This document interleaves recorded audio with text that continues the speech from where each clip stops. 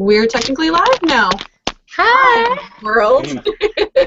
Happy National Ghostbusters Day, apparently. That's exciting as far as I've found out on the internet. So, where's my card? Where's my card? I didn't get my card. What the heck? Here, let me. I would give you this one, but that's. That's like a bill. I don't need bills. Who does? So, for starters, we don't have any viewers yet, so when people come back and watch this later, we'll go ahead and go down the line and start introducing people. We'll start with the first person on my screen, which that is Tuba. Tuba, introduce yourself. Hello, my name is Everett Hino. They all call me Tuba. There's a reason for that. Right there and right there are Tubas. What else? Where are you from? What franchise are you from? I am a part of the Houston area Ghostbusters, actually one of the original founding members of it, and been actually Ghostbusting since 2007. We formed in 2009 and just been doing things ever since. It's been around forever. Next up, Deuce, your turn. Okay, dude, but this is how it works.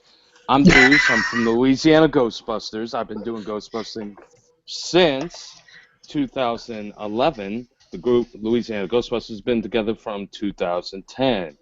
We are a charity organization that does good for the community, mostly for American Cancer Society. We also do other various events as well as public appearances. We do attend conventions most of the time. Some of us might be going to Dragon Con. Just saying. I hate you, officially. Like, I just want to put that out there. I hate you. Next up would be Monica. Hello, my name is Monica. I'm with the Phoenix Ghostbusters. Let's see.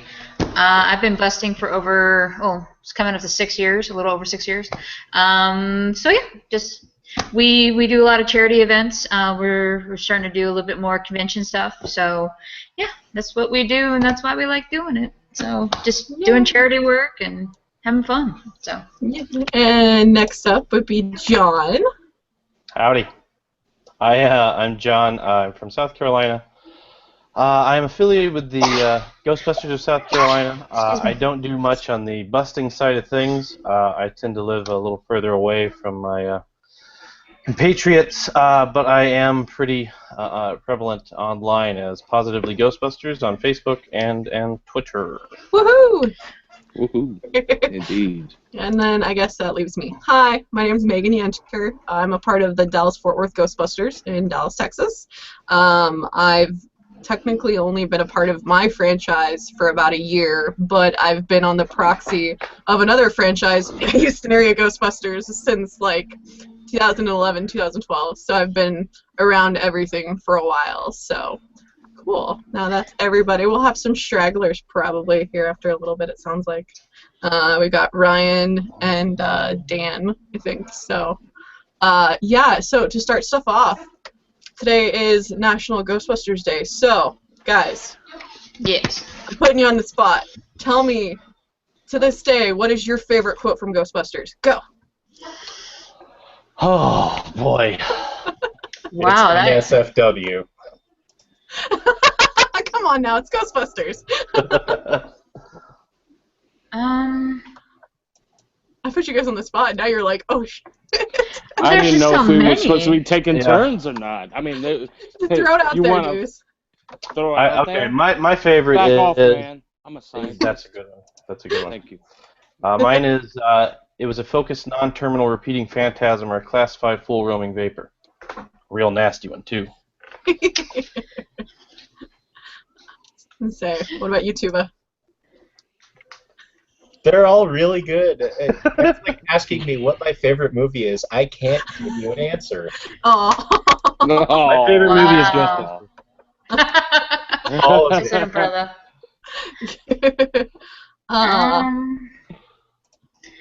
I remember. I know. Go for it. He is Vigo. You're like the buzzing of flies to him. Or why am I drippings with goo? That's a good one. Janosch. Oh, Janosch. When I was a kid, when I was really falling in love with Ghostbusters, when I was like I said, a kid, it was one of those.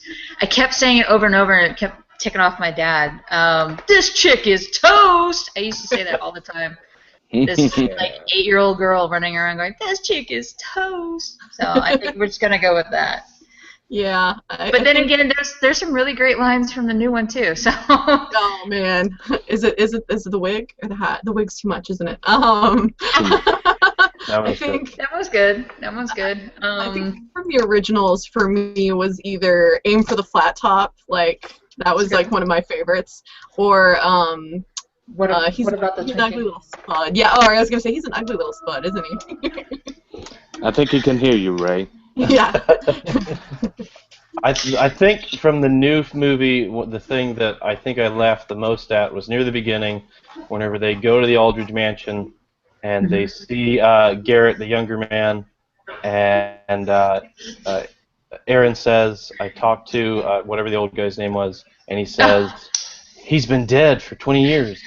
And Abby says, "That's awesome!" I thought it was one of the best things I've ever seen. It's awesome.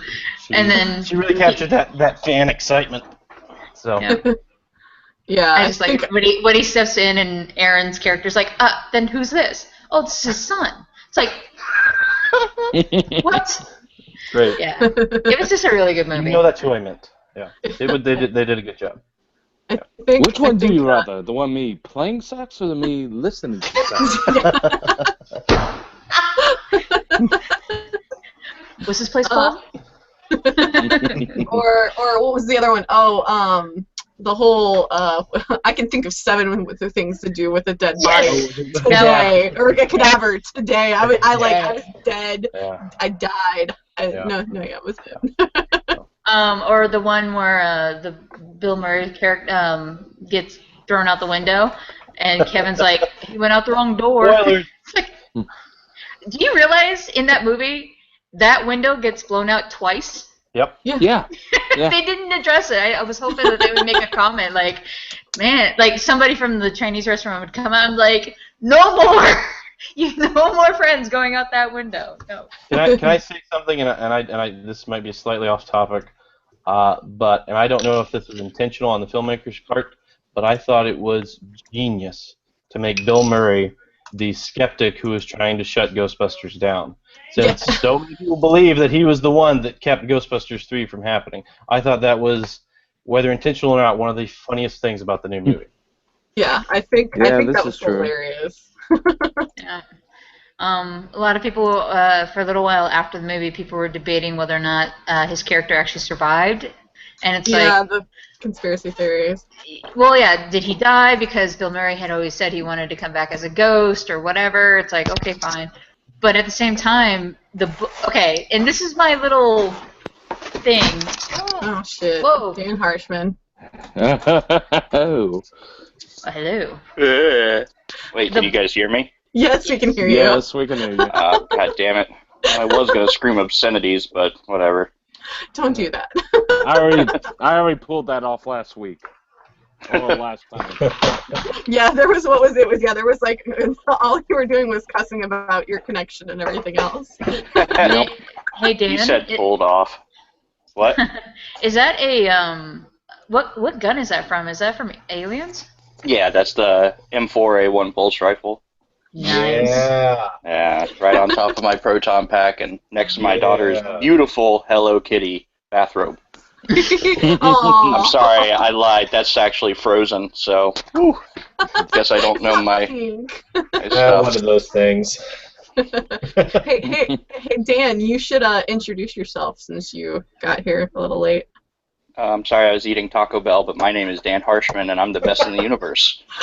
Where are you from, Michael? Really? Where am I from? Yes, in case nobody knows. Chesapeake, Virginia. What franchise? That's what people care about. Oh, what franchise? Nobody cares about us. Ghostbusters, Virginia. Hey, it's okay, man. Louisiana keeps saying that we stole their containment unit or something. I don't know what they're talking about. Hey, man, it did happen, all right? We got video evidence of this, too. Look, I don't know what camera recording equipment you've been using, but we've been over here in our happy little world. Yeah, happy little world. Happy, dry little world where everything never happens. It rained today. Oh, it rained today. We had one little droplet. Someone ran their sprinkler system. Oh, no, we don't know what to do. Oh, man. Somebody's really bitter because they're involuntarily in a Kevin Costner film. Are you talking about Waterworld or the person? I don't know. Because, they're both pretty tragic. Or are you talking about Wide Earp? Because I don't want to be in that at all. Wow. I don't even be in Field of Dreams. Oh, Come on. Come on, that's a classic. Classic, yeah. Robin I'm Hood going Prince to of dance with some wolves later on. You know. Only if you're blue cat people. Exactly. Okay. man. What are you playing, Dan? Still Fallout 4. Hey, y'all. Hello. Hi, Lucy! Hi, Amy. Lucy from the Houston area Ghostbusters also. This is my girl. I like her a lot. She handles most of the logistics of the Houston area Ghostbusters. Yay! That's useful. That is a useful thing to do.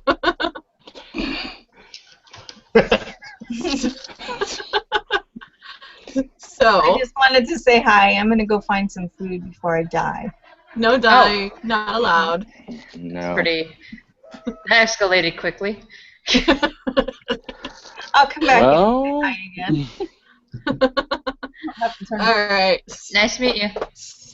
So, what did we want to start off with? I had it and I blanked. It's been a long weekend, guys. did you not write notes? No, I didn't write notes. I didn't write any notes, Deuce. We usually just wing these. Come on now. Is it something about Ghostbusters? No, I hate that. I hate it. Ghostbusters. Look, a proton pack. Yeah. Yeah. I've got one too. Hooray! Hey, we all do. Let me point to mine. There it is. It's like Like that scene four. in Galaxy Quest. Yeah, but I got one of these. We all have. We all do. I also have a Vigo poster, so you can't see it very well, but there it is. I don't have the Vigo poster. We have a huge one. I have one of the 7-foot tall ones that I really Oh, want. nice. Yeah, that wouldn't fit in my All hand. right. All right, if we're going to brag about stuff we own, Oh, we'll God. just go to the shelf. Nice. There we go. Yeah. Yeah, me the just walk ridiculous here on shelf mine. of wonder. Of The wonder? Rectomobile right here on top of my finger.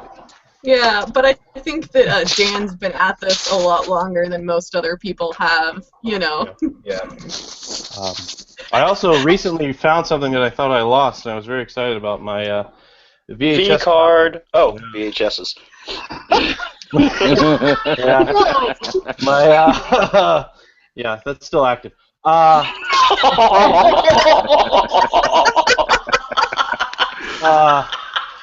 Would you like some water for that burn? Yeah.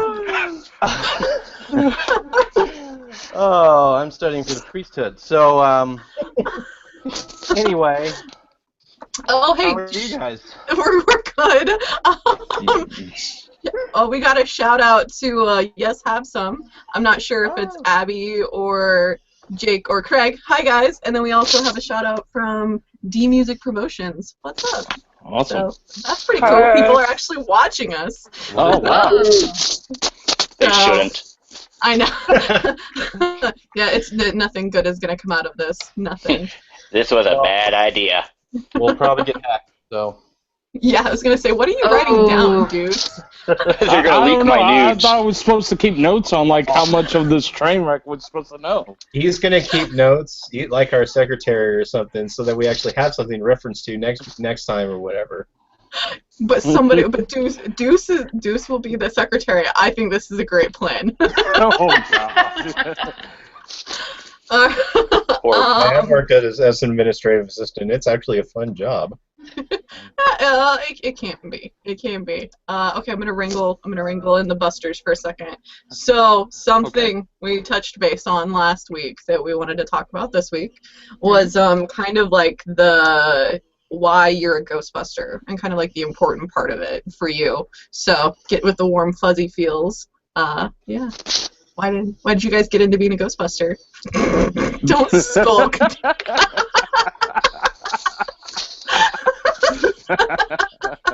You jackass. Just doing my thing. I initially got into it just to kind of get out of the house, and then I found out that they were they started, because I signed up initially with the Arizona Ghostbusters, and they, it was one of those things where they did charity work, and I wanted to get out of the house and wanted to get involved with something with Ghostbusters, and at the same time I wanted to do charity work, so it was like the perfect fit, and yeah, that's kind of, initially it was, hey, I want to dress up as a Ghostbuster, and then it was like, oh, you do charity work too? Awesome! And that's pretty much how it started with me, and then I invested a lot of time and energy going to a lot of different events and seeing, and like we've done the hospital visits, we've done we've done a lot. We've gone to like walks and a bunch of other things, and just kind of went from there. So that's my story. I think the franchise I'm a part of now has been focused on doing charity work, but that's not really we're not one of those singular franchises that's all it's about. We've got a couple of guys that they want to support that, but at the end of the day their props are their thing. Right. They want to work specifically, they want to build things, they want to build the cars or the motorcycle or the packs or right. And even with some of it, let's try and get this to be movie accurate. Right. Let's set a bar and let's go for it. Which I know there's a lot of different segments within the community of people, what's important to them, right. Because I know Louisiana is super charity focused, which is cool, but then I also know there's other franchises, there's one in Florida that's very hey, we just want to hang out and have a good time once or twice a year, and that's still cool too, Mm-hmm. Are you talking about Space, was it Space Coast Ghostbusters or something? Well, no, that's what they mentioned. I don't know if I stepped on something, but that's what they mentioned, and it was like, okay, well, that's cool. And mine. So, all right, I'll walk away. So there's a couple.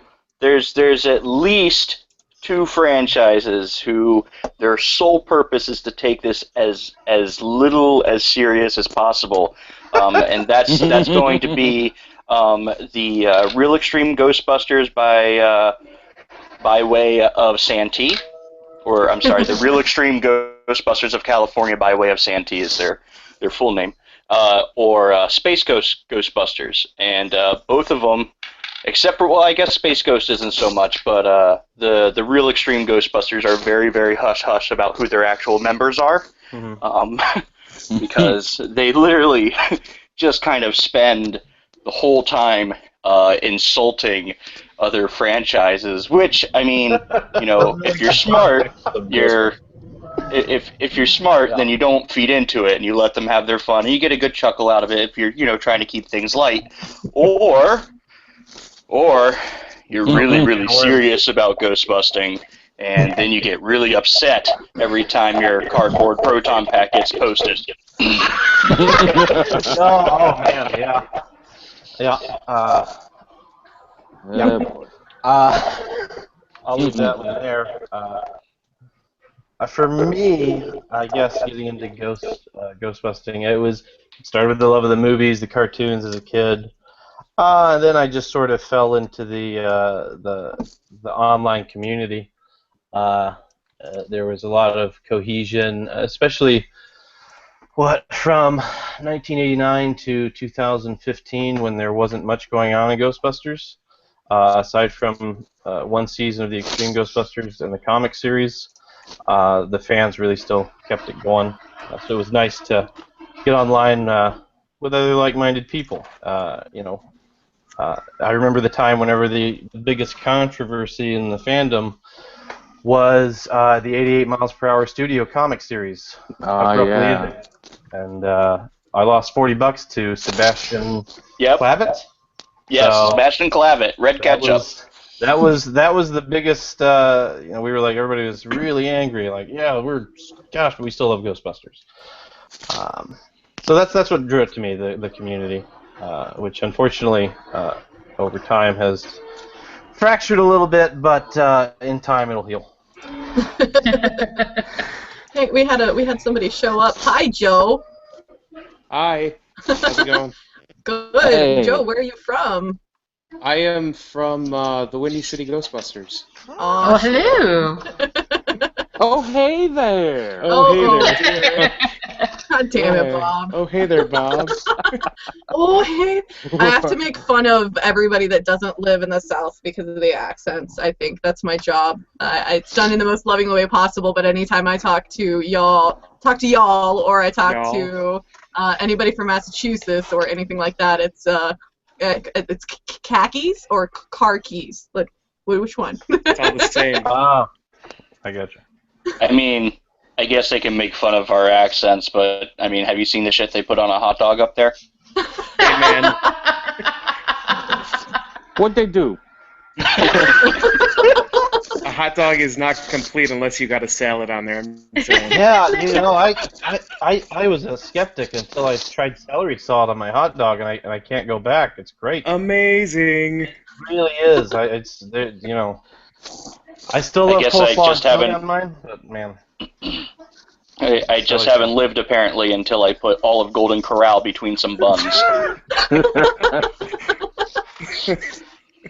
Oh, man. No, man. It's a little too much for me to do, so I'm like, Nah. Clearly, we all haven't lived. Man, nah. So, Joe, we were talking about how we got into being a Ghostbuster and like what was important and stuff like that. Just kind of going down that rabbit trail wherever it took us. All right. So, On the I guess you want me to say my story, or? Yeah, why not? Go ahead. All right, cool. So, I'm actually wearing a Best Buy shirt. If you guys haven't seen, I used to work for that company for about 8 years, and yeah, I know, right? But while I worked for that company, I worked with a guy on the Windy City Ghostbusters named Matt Kasnick, and I didn't really know he did that whole Ghostbuster thing, and growing up, I was like, when I was little, like, Ghostbusters was awesome, and I always dreamed of having the gear and having the proton pack, and it just seemed like a lot of fun, and I added him on Facebook and saw that he did this, and I was like, oh man, that is so cool. And then I saw that charity was tied to it, and I'm like, that is doubly awesome, if that's even a word. But I think it's two words. We're inventing words tonight, but no. We're not playing Scrabble, so invent any words that you want. So. I just thought it was really cool, and at my real job. I work with my hands a lot. Not at Best Buy anymore, but good for you. I graduated out of retail hell, which is amazing. Good feeling. It is a great feeling. But no, I work with my hands, and I was really kind of looking for a hobby and jonesing for something to do other than playing video games all day. And it just so happens that building gear and doing all that kind of fun stuff is right up my alley. So I kind of started talking with the right people and getting the right know-how, and the rest is history. I'm here. You're talking to all us jackasses. Talking to y'alls. All of us. Hey, yous guys. Hey, yous guys. Nerds. Oh. Nerds. Nerds. You know, I think originally the starter for me, and if I feel bad because I muted Tuba for a second, is ghostbusting was really about going and hanging out and partying at conventions. Like, that's how it started. That was exactly how it started for me. Was I was driving to Houston to hang out with with that group of people, and it ended up it continued, and then I went to Dragon Con, and then I did some stuff, here, started to get hooked up locally, and then the rest is just history. And went to LA for the premiere, and that was insane. Yes. Yeah. Oh, man. It was a good time. It was definitely a thing. It was a thing. Don't sound so enthused, Dan. Come on, who doesn't love sitting outside frying on a frying pan for 3 hours? Boy. Really glad that hot. That's 5 true. hours. That was my favorite part. There's nothing better than getting third-degree burns on top of your head so you can get a 5-second glimpse of Dan Aykroyd. It was. Didn't burn. I didn't feel you know any heat what? out there. It was actually pretty cool. So. Dude, shut up. You're from the South. Well, that's just because you had your hat on composed of the skin of the alligator that ate your family. Hey. No alligator ain't my family. I eat the alligator, all right? I eat the alligator And the family, dude- then we take the damn... And the dude makes fun of us for how we eat hot dogs. Come on. Oh, man. That is... Hey, alligator good, man. It really is. It's delicious. Tastes like chicken, right? It tastes like fishy chicken. Really? Yeah. I've yet to have alligator, and I've lived in Texas for like 15 years. Well, that's because you're in Texas. That's why. Well, There's your problem. Yeah. Dude, we eat all the same crap that y'all do over there. It's just different sauces. yeah. Well, I will try to be in Louisiana here in January, and when I am, Deuce, we're gonna. I expect we're gonna go get some alligator then. Oh, we can do a lot more than that, but sure, that'll work too. Oh man. So we Ghostbusters related news this week. It was kind of crazy because there's a lot of stuff going on with Leslie Jones again. Oh, I'm sure it's all good news. I know. Not for her. Yeah. So it was regardless of how anybody feels about anything in the community right now. I don't know about you guys, but I'm kind of over people doing what they've been doing to her. It's Leslie. At least my heart goes out to her right now because it's Might enough as well. is enough. Just leave her alone, guys. Just leave her alone. Leave Brittany alone! I don't know. Yeah. Her name's Leslie. Leslie. Oh, Leave Leslie alone! The thing is, I haven't heard from her camp at all. It's like after everything got taken down or suspended or whatever, nothing's come out saying. I mean, but then again, I could kind of see why she's not saying anything. I mean, Sure. Maybe her camp is just saying, fuck y'all, I'm out. That's what her camp is saying. It's possible. I wouldn't blame them. I mean, no, I don't blame him at all. Although, we can only speculate. So. Yeah. I don't know if Yeah. you guys follow her on Snapchat at all, but her Yeah. Snapchat about the Olympics was hilarious. Yeah. She was And, all over Twitter like that, too. And it Oh my God. it sucks to just see it fall off because of that crap. Right. yeah. So Well, I Too don't bad think eggs, nobody deserves that. It doesn't matter how it happened. Well, it's not right. It's not right. No matter what kind of controversy or If you wanted her to be in the movie or not, it doesn't matter. Yeah. She's still a human being. Yeah. Yeah. exactly. It's I'm still waiting for the Dan Aykroyd nude, so just let me know when that happens. Who isn't? Are you going to get them autographed, too, Dan? 1982. God, I'm going to get parts of them autographed. Oh. Have you guys heard that he has webbed feet? I've heard that. Yes, I was going to He say. does. He wants to see He has, web There's a he has YouTube. webbed toes and different colored eyeballs because he's Yeah. a goddamn Canadian mutant. I think he's an alien. I think he's an alien. I think he really is an alien. I think that's why he's so prominent about aliens and crystal vodka. Hmm. Well, Coneheads was a thing. I'm just saying. There's a biopic. Coneheads, he just really took off his human disguise and walked around natural. Coneheads, the Dan Aykroyd story.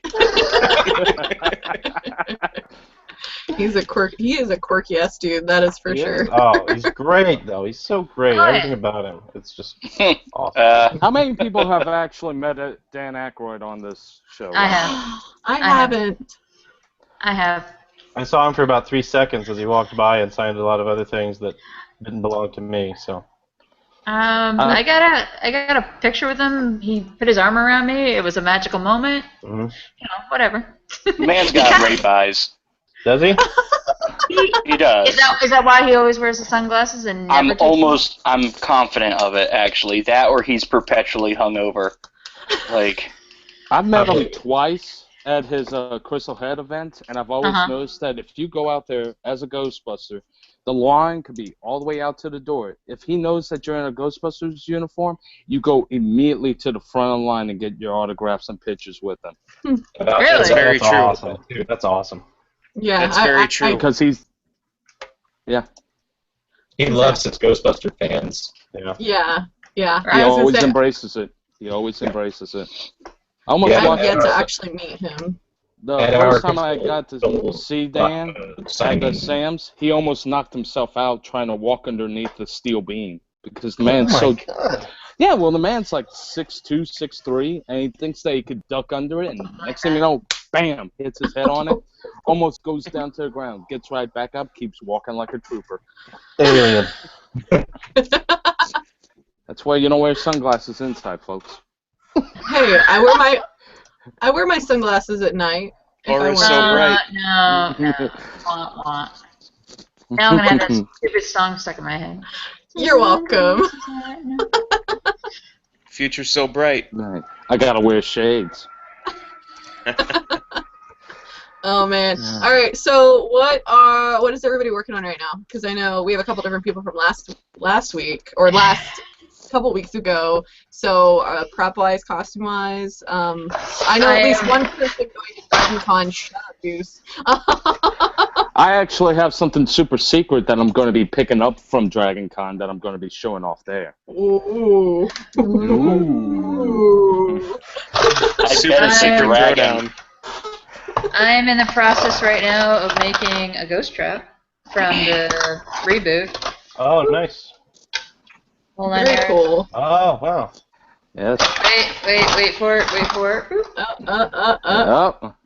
Yep. All the stuff, all the things, and I'm printing like tons more right now. So. The clattering of 3D printed plastic. That's all you hear is clatter, clatter, clatter. Yep. Yep.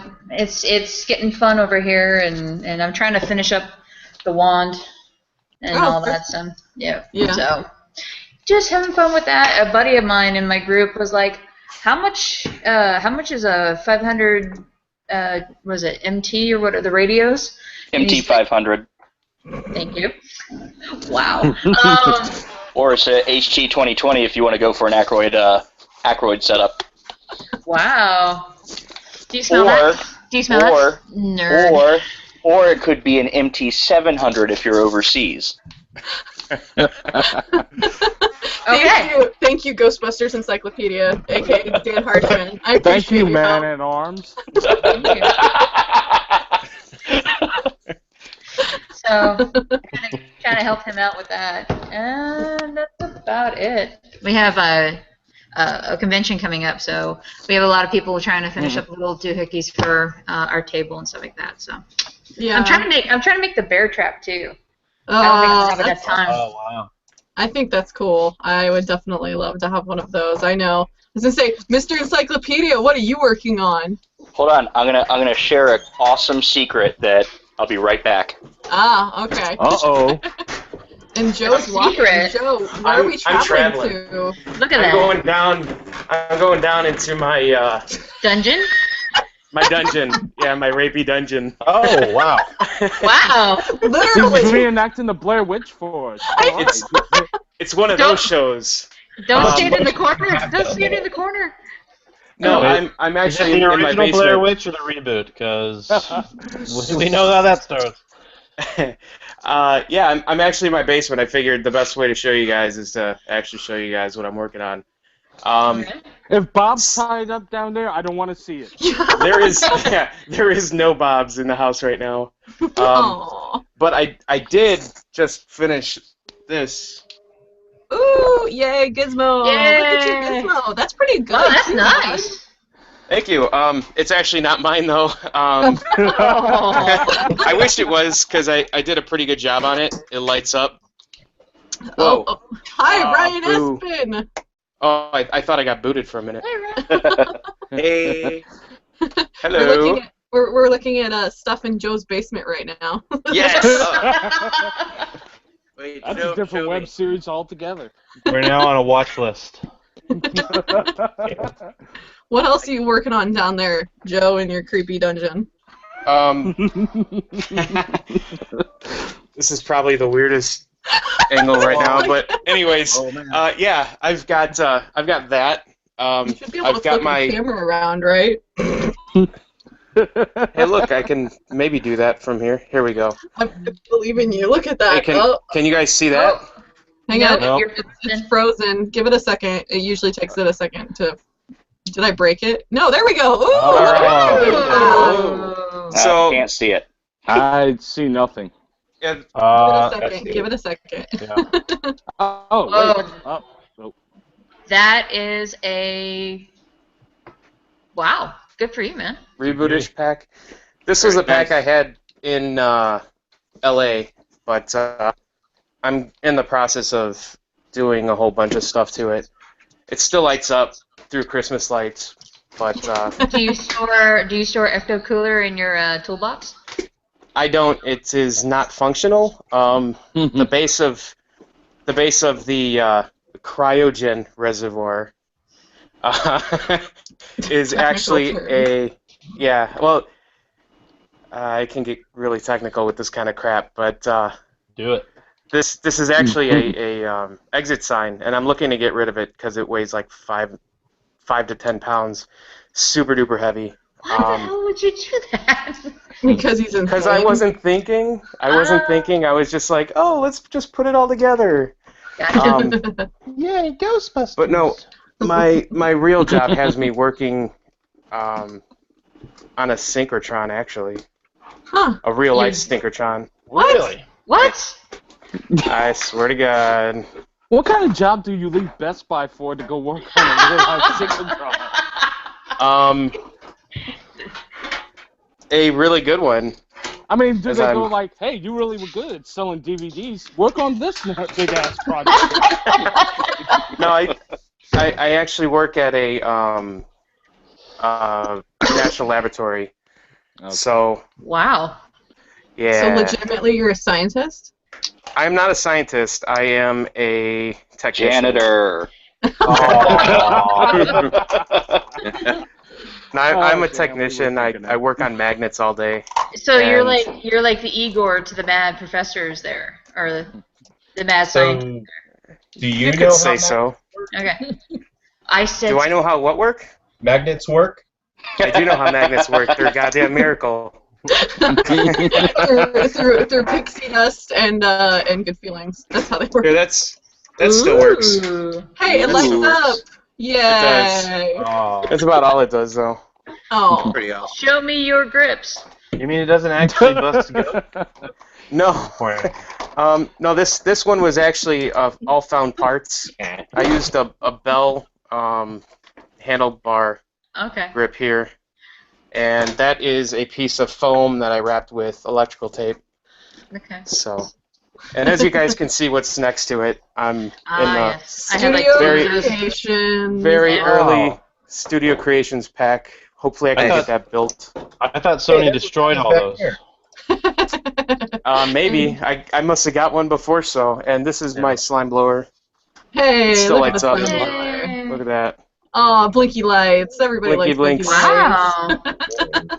This is also another found parts build, but I just made it look awesome. Hey, Awesome. who here went to the LA premiere?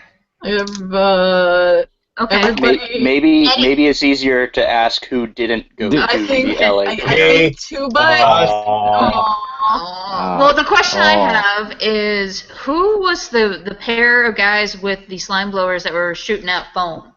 That was Detroit. Michigan? Detroit? Yeah. That Detroit. was that was Detroit. That was the last of their clean water, by the way. That is Such a awful. waste. Fired. You fired. Now. Hey, Mr. Loudmouth over there, you got something to show us. What are you going to show us? I do. This is a cool thing. I've been actually meaning to do a write-up on this for probably about 2 years now. No rush. Since I know, so so one of you guys started bringing up radios, which inevitably means radio holster, and I thought this was kind of interesting because nobody in the entire community has talked about this. What is the radio holster and Ghostbusters made out of? Leather. It's Stuff. Leather. It's actually never been leather. Wow. The vinyl radio holster in Ghostbusters is this, which is, I don't know if you guys can see it, but this is a hard plastic Motorola holster circa 1970. This one has the swivel mount on it. I have about 13 of these now. In varying degrees of condition because I've been hunting them for 2 years. When I got to see Ghostbusters in high def on the big screen, I was actually able to confirm this as the holster that was used because when they all turn around and open fire at the poor lady with the cart, you can, in high def copies of the movie, you can actually make out the embossed Motorola logo, which is also the same reason why there has never been a blue Motorola logo on any of the holsters, because they weren't actually the leather Motorola holsters. It's also why they didn't have the slant sides on there and stuff. So forever and ever, everyone's been making them out of leather, and they're actually supposed to be plastic. And this is one of the genuine ones, which I thought was really cool, and I've been hoarding them. I was going to say, I think Dan needs to host his own educational Ghostbuster videos now.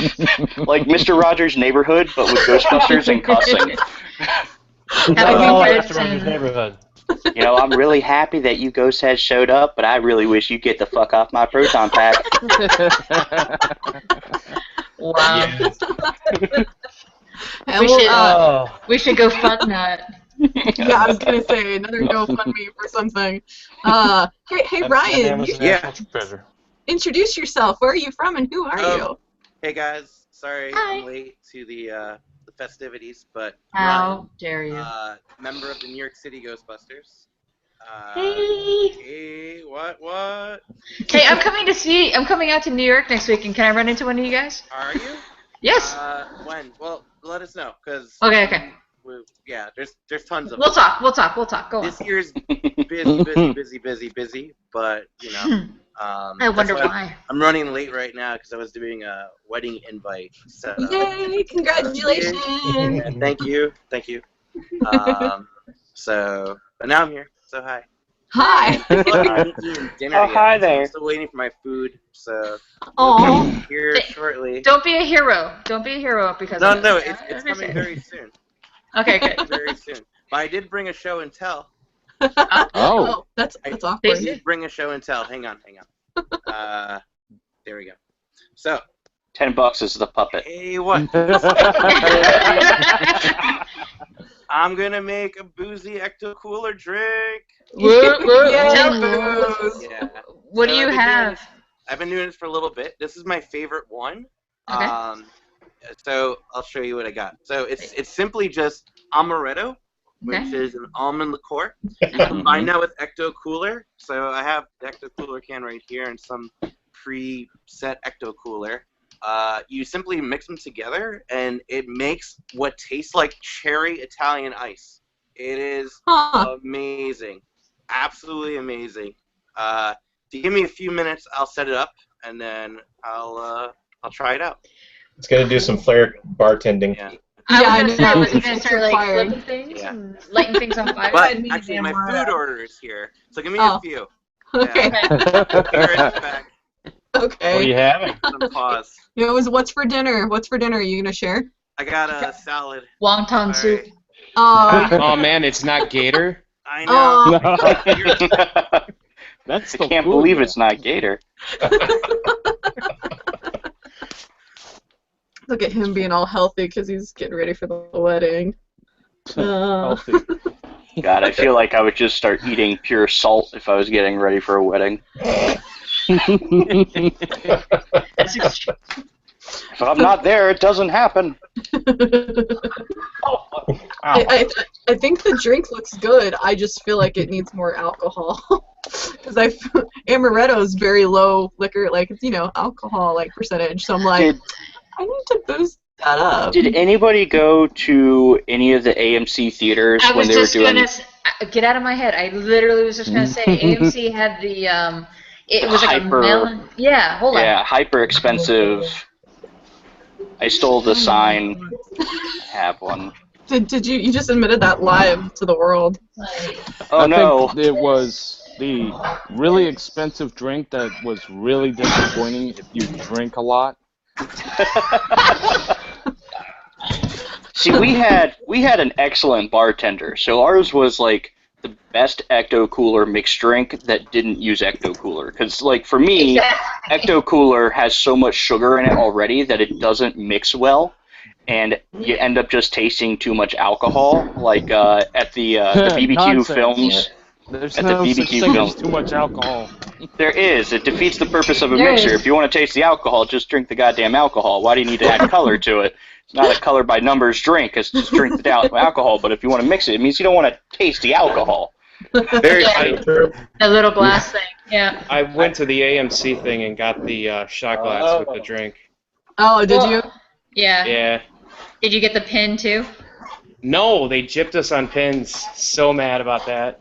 There was a guy on eBay that was selling those things left and right. It was like clearly he worked at AMC and took a box home, kind of thing. Oh yeah, there's tons of them on eBay right now for cheap too. You can get like 100 for like $20. Huh.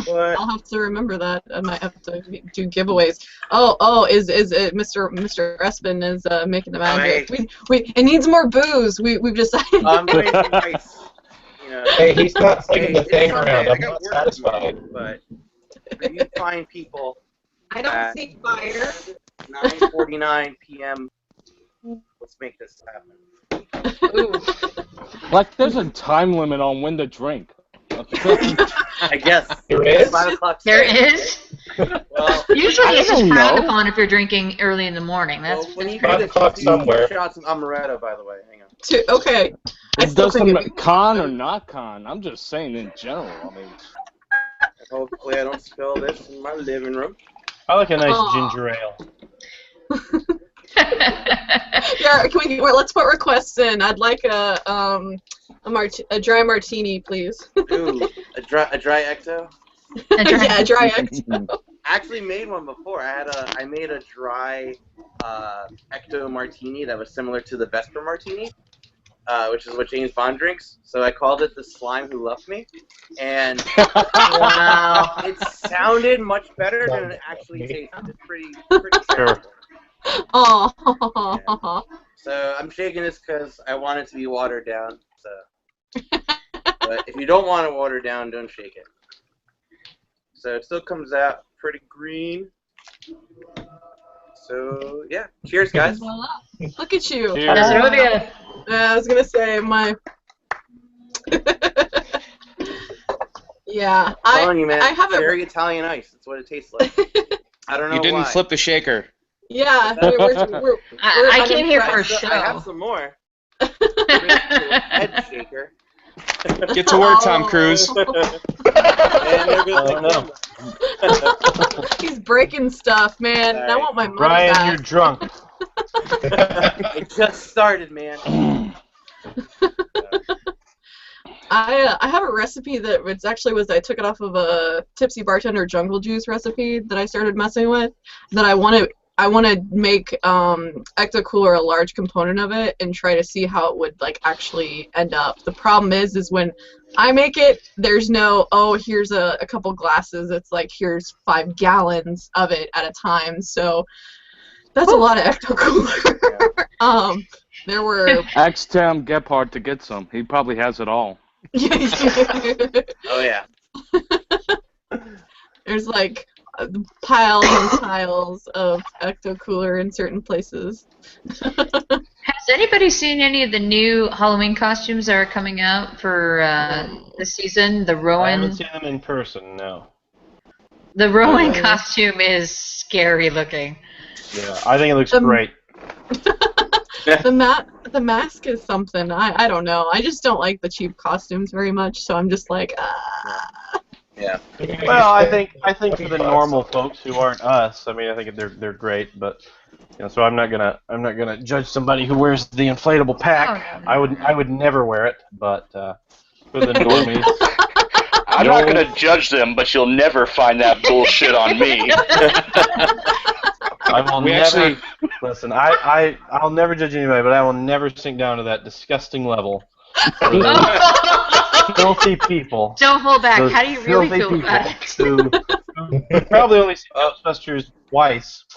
You might as well not even see it. oh. I lost camera. My phone battery is dying, but don't worry. Oh. I can listen. It's very boring. I'm just eating my salad right now. Oh, I would love to see that.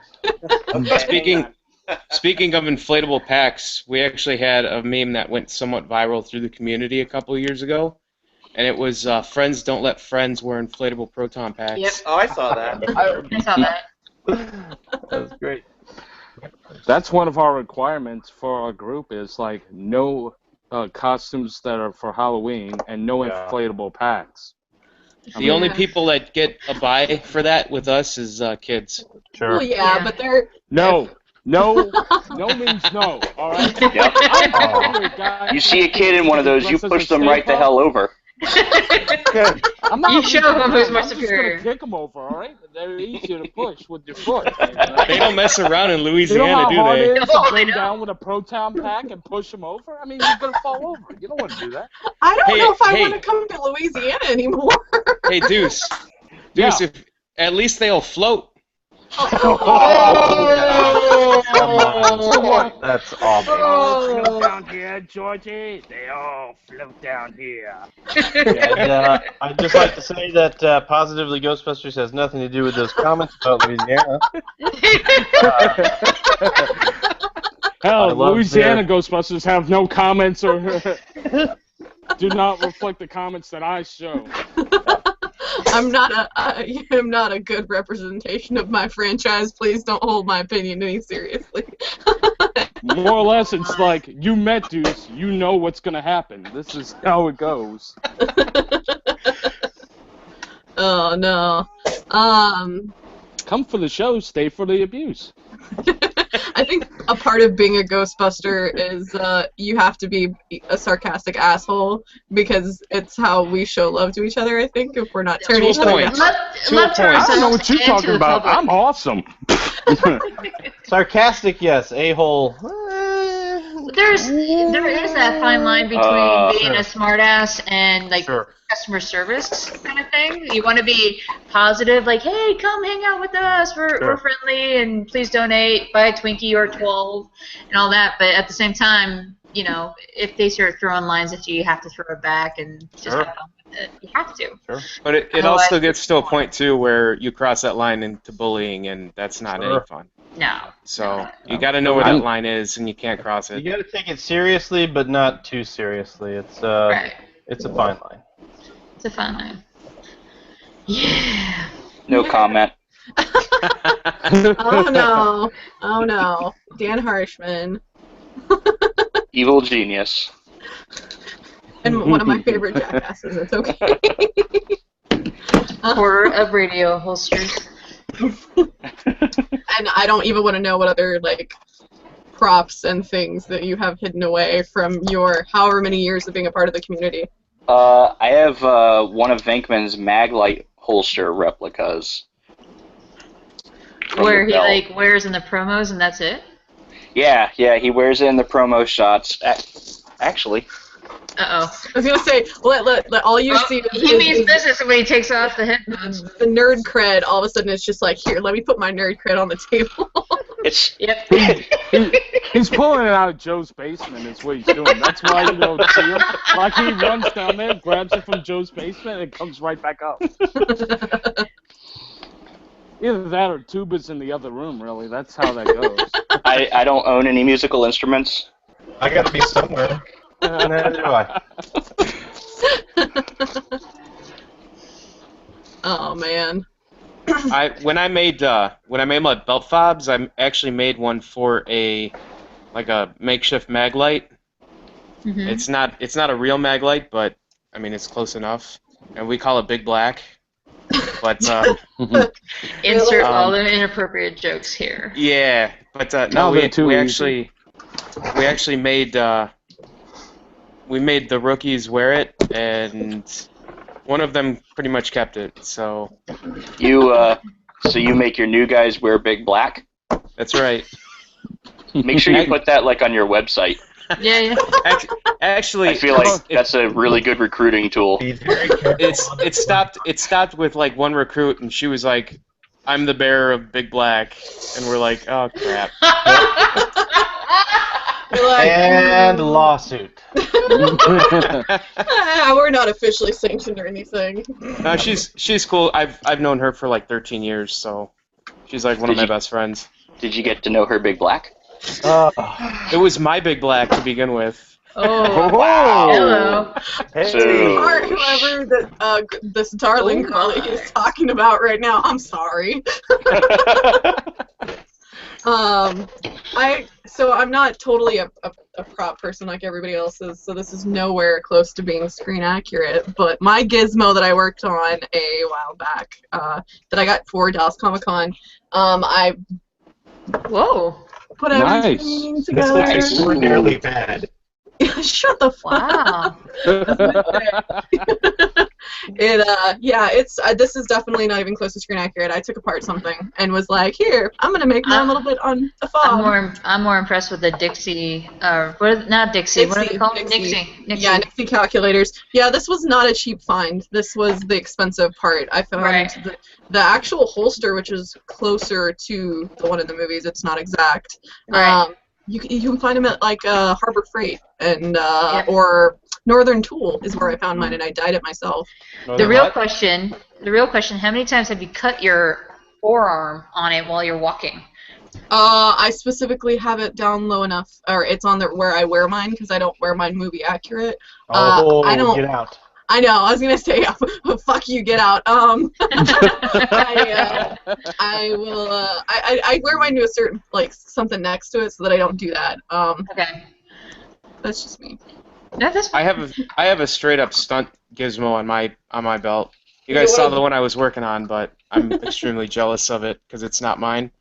But no, mine's actually resin. Oh wow, yeah. Nice.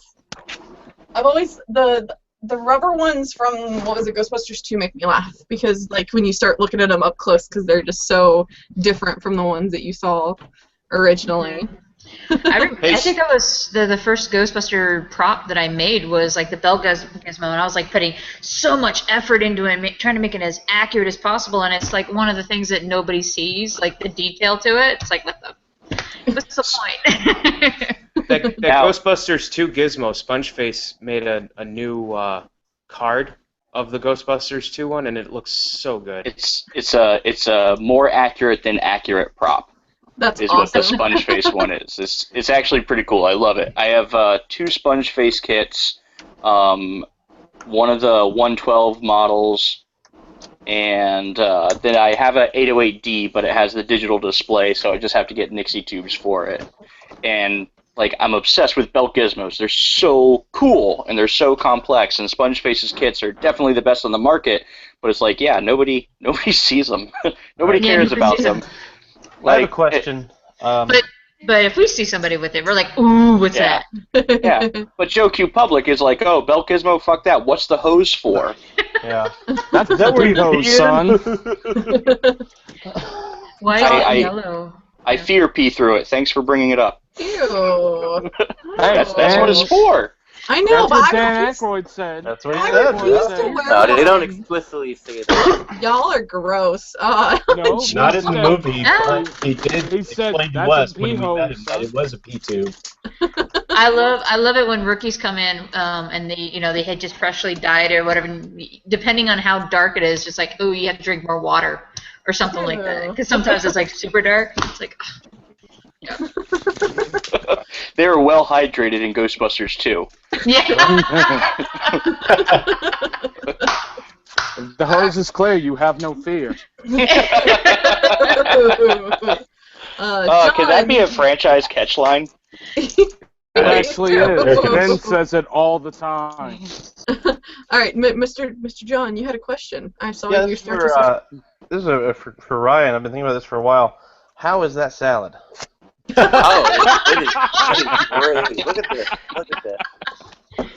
That's great. What kind of salad was it? It's a pretty solid salad. It doesn't look solid. It looks like it's a Caesar salad, man. Where's the chicken? Where's the chicken?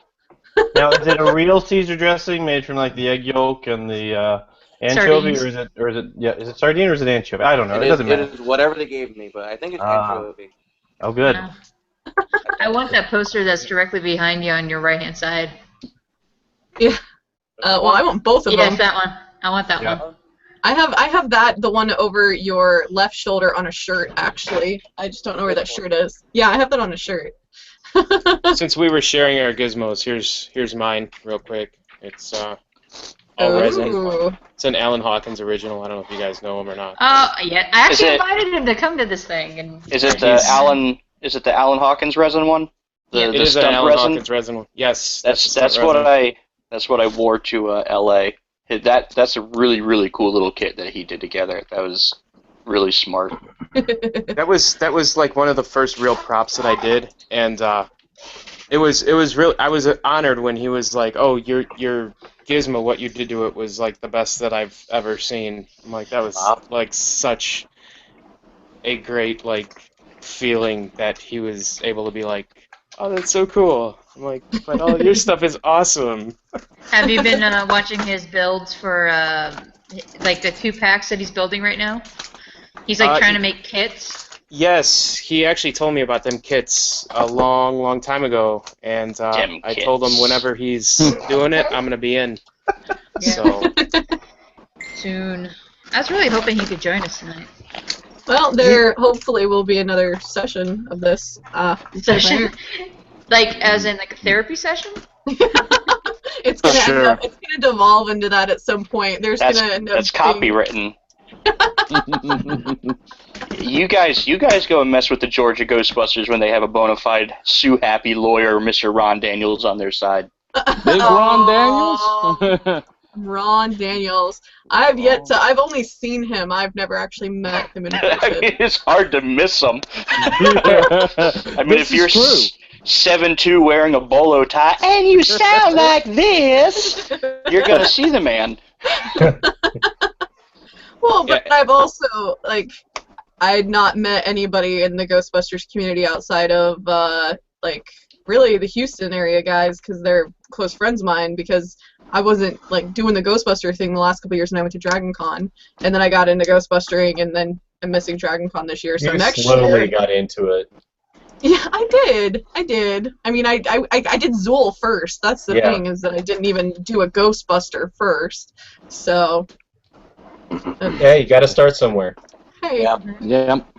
Zool's fun. It's talking about Alan Hawkins. He was actually one of the founding members of the Windy City Ghostbusters before he moved out to Seattle. So he was the first dude that I really talked to when I was getting into this, because Matt was like, "Hey, talk to my friend Alan."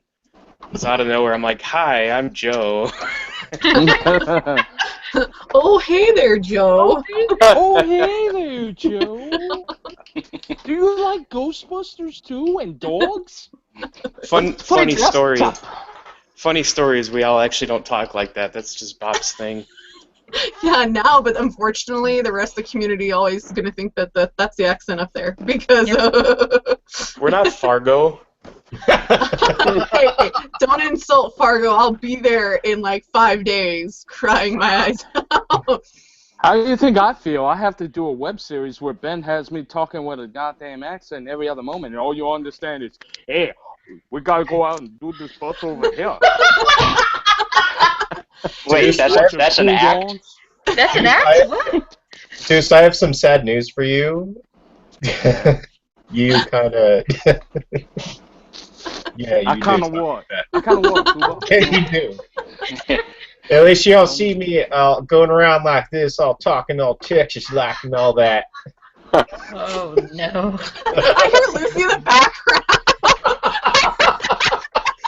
I hear his girlfriend cackling from the other part of the house. No, for the record, the only time you're ever going to hear me have a real Texas accent is if I've been on the phone all day talking to truck drivers, which I have to do, or I have a lot of alcohol in my system, and then the twang, the twang. How are these independent of each other? Very, very good practice. A lot of work sometime. I don't know.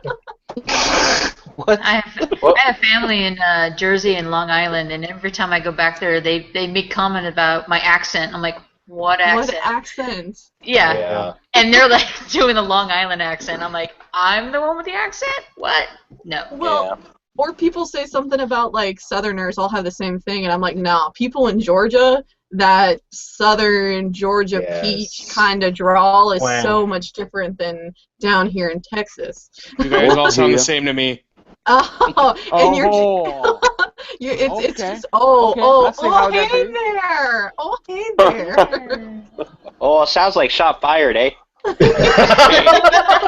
That's like Minnesota / Upper Peninsula of Michigan kind of talk there. So you know exactly where your accent's coming from, eh? Oh yeah, go Leafs, eh? Hey. Yeah. And we're not even giving the New Yorker a hard time, you know. I'm He's eating a salad. What are you? He's eating the Chicago-style hot dog. Really, is what he's eating. It's No. Put some buns in that sumbitch. Put some buns around that pre-tossed salad. I know. That's a lot of phrase in there now. I just have to say that they did like make you as stereotypical Cajun back swamp Louisiana as possible. Are you kidding me? And Ben has an ascot. Can we talk about that for a second? Wait, who that? What now? Who dat? That's all. Who dat? No, in your web series, in Louisiana Ghostbusters web series, like as stereotypical as possible, and I'm like, he doesn't talk like that. He doesn't talk like that. I'm still laughing about the ascot thing.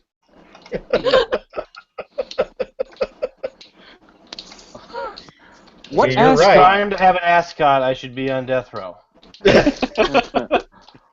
Who got an ascot? I don't know anything about that. As in they got their ascot kicked? I don't know. I don't think I want to watch that video. I don't know what this is, and I'm afraid, Monica. It popped up saying Dan's toes. Yes, Dan's toes. No, we mentioned the web toes. I found the damn video. Big finger. Is there a tail too? Sorry about that.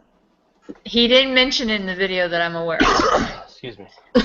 But there are some folks that might be interested. There you go. Purely out of morbid curiosity.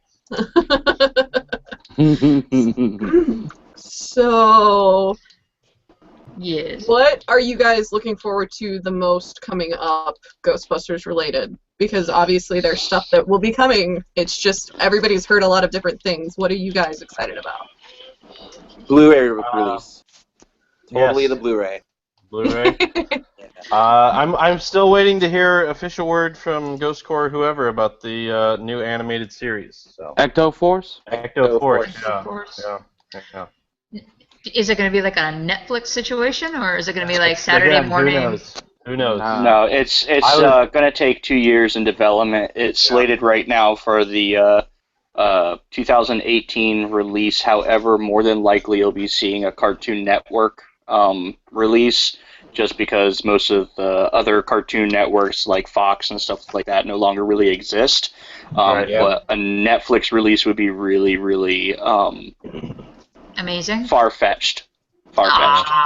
Dan's just reading it from the email that he gets from Ghost Corps directly. Oh, Dan, by the way, Chase Ambrose would like to say he commented on the YouTube video saying, Dan, your comments have been sent to Ron. He's working on a defamation suit now.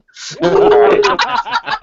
You tell Chase that Ron can contact my people, and my people have so much more money than him that he won't make it past the goddamn parking lot of the courthouse.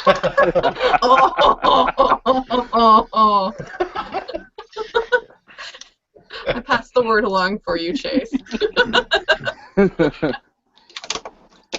What about toys? What about a sequel? What do we think about a Ghostbusters sequel, guys? I don't think it's going to happen. No? Be Ghostbusters 2 plotline. Or Ghostbusters 2 character development. Or it could be Ghostbusters 2 humor. I don't know, anything. It'd be great. Oh, I'm sorry, your film did horrible in theaters. No, I don't think it's going. I think it's going to build a larger fan base once the DVDs come out, but it's not going to be enough to warrant a sequel. I don't think Sony is going to completely abandon it. I think they're going to focus for a while on the cartoons, the new animated film. And I'm going to predict, you guys will think I'm crazy, but I think there will be eventually a Ghostbusters 3. I already know what Ghostbusters 3 is going to be about. Chase Ambrose put out the video on everything. Yeah, I've been following a lot of the tallies of the box office and just been trying to do the logistical computation of numbers. And I mean, I don't know what they're going to do, but it doesn't look good. So Right. Which is sad because some of the characters I would love to see more of. So. Sure. Well, they did say that they were going to work on tying the two universes together, like the old school. And the I don't new think it's school. going to happen. But if they don't make a sequel or anything, they never actually said that. Yeah. There was talk of the multiverse idea from Reitman and Aykroyd about a year and a half ago. Yeah. But I actually went back and looked after a conversation I had with Fig, and there's no one saying that they're going to try and cross them over. I heard that recently that they were going to try to do that. Yeah, I heard. I mean, Sony took a chance, whether you agreed with what they did or not. They took a chance. It doesn't look like it worked out, but I don't think they're going to completely abandon the property. I think they will see that people like this one, and who knows, maybe there will be a sequel to this one or some sort of sequel. Maybe the animated series will tie into this. Who knows? But I think they're going to go back to the root of the series. I think they can make more money that way. I mean, that's what Sony is. Sony is a company, whether you agree with how they handled it or what. It doesn't matter to me. They are a company. They are for profit. They don't care about what property it is. If they think they can make money off of it, that's what they're going to do. God bless America. Hey, why be in show business if you're not going to make a business out of it? Yeah.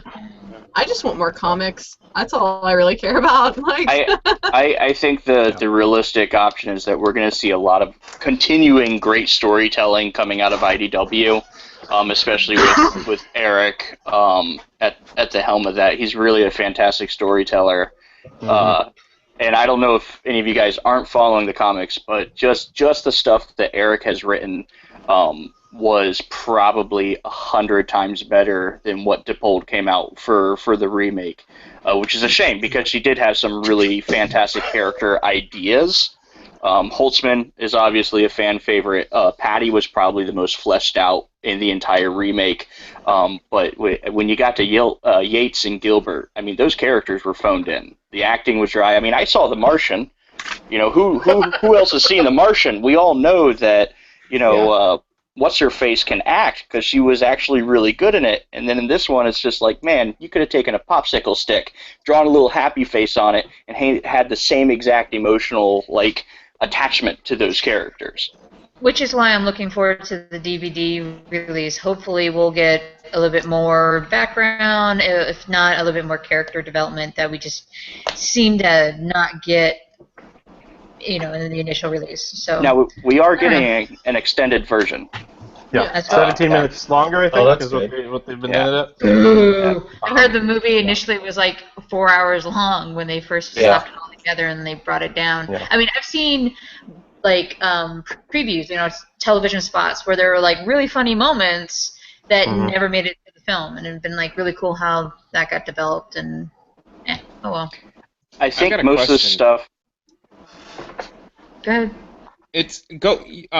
Dan, you could finish your thought. No, please ask your question. Well, did they? It's kind of a movie question. Did they ever explain the whole like white hair thing? No. At the end, not even in the books. It was just it kind of happened. Yeah, actually, one of the weird things that carried over into the movie from the books was that they never actually name Rowan's machine. It's just called like small machine or large machine, which like for a production that went out of its way to name every single little part on the Bunsen burner of a proton pack, I thought it was really weird that they never actually named that particular prop. There is no Bunsen burner. I think they just called it Rowan's cyclotron or something like that. As for their white hair, and again, I'm not speaking for them because I don't know what their writing process is, but there are stories of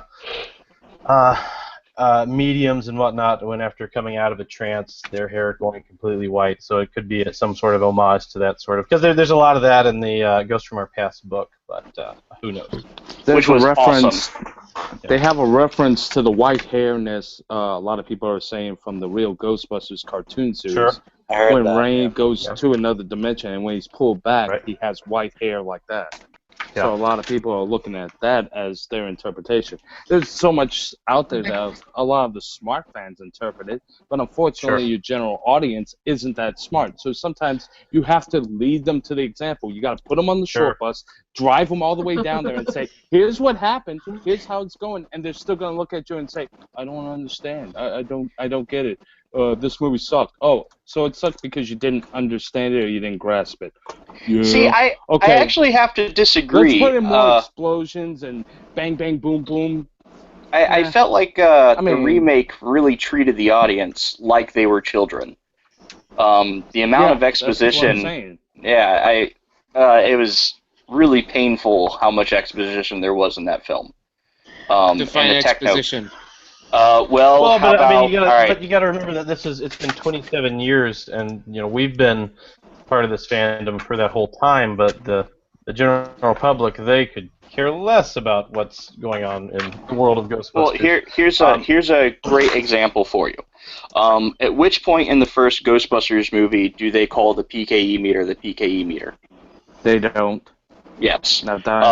At which point do they explain what a PKE meter is, what it does, and all that in the remake? It's like almost instantaneous. Ghostbusters, it's just like, hey, here's this thing. The audience draws the conclusion that this is their ghost meter. It doesn't matter what it's called. That's not important to the plot or anything. Just like what the proton pack was called was completely unimportant to the plot when Ghostbusters came out. But in this, they spent a minute and 30 seconds explaining to you ghost meter. A minute and 30 seconds in film, that's a page and a half of dialogue. That could have been spent on literally anything else. Character development, ambiance, exposition to the mansion. Hot dogs with salad on them. I mean, anything. But we got a minute and a half and being like, well, this is a PKE meter. It picks up ghosts. Well, does it? I don't know. I've never actually used it successfully. Okay. Hang on. Here we go. Just a little bit. One thing I did notice about the film, not so much as juxtaposition as there was a lot of references to the originals, to the point where it was tremendous amounts. I mean, every cameo I felt was practically followed by like a, hey, remember me? I'm from the original Ghostbusters. So going to the PKE meter specifically, I feel like that was more of like a reference, like, hey, this is a Ghostbusters prop that was originally established in the original film. We still call it that, and I feel like it was more of a nod as opposed to handholding the audience. Fan service. I mean, so it was for a different reason. So hold on.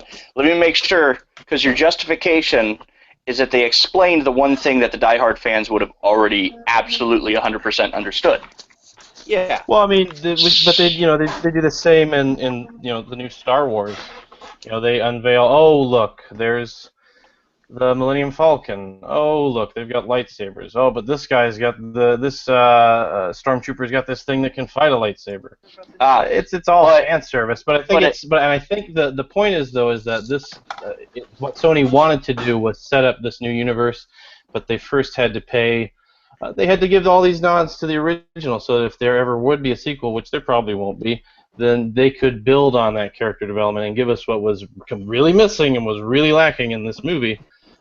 They could do that with a sequel, but now they went about it the wrong way. I agree with you, Dan. Yeah, it would be like done that, but if Rey and Finn turned around and pointed and was like, "Look, it's the Millennium Falcon," then I'd be like, "Yeah, that's the same thing." But the fan service. Like, wait, is this really the Millennium Falcon? Oh, and there's Chewbacca. Wow, you're really General Solo? Yeah, there was a lot of the non-wing stuff in there. Like, oh my gosh, Star Wars, yeah, oh, that's so awesome.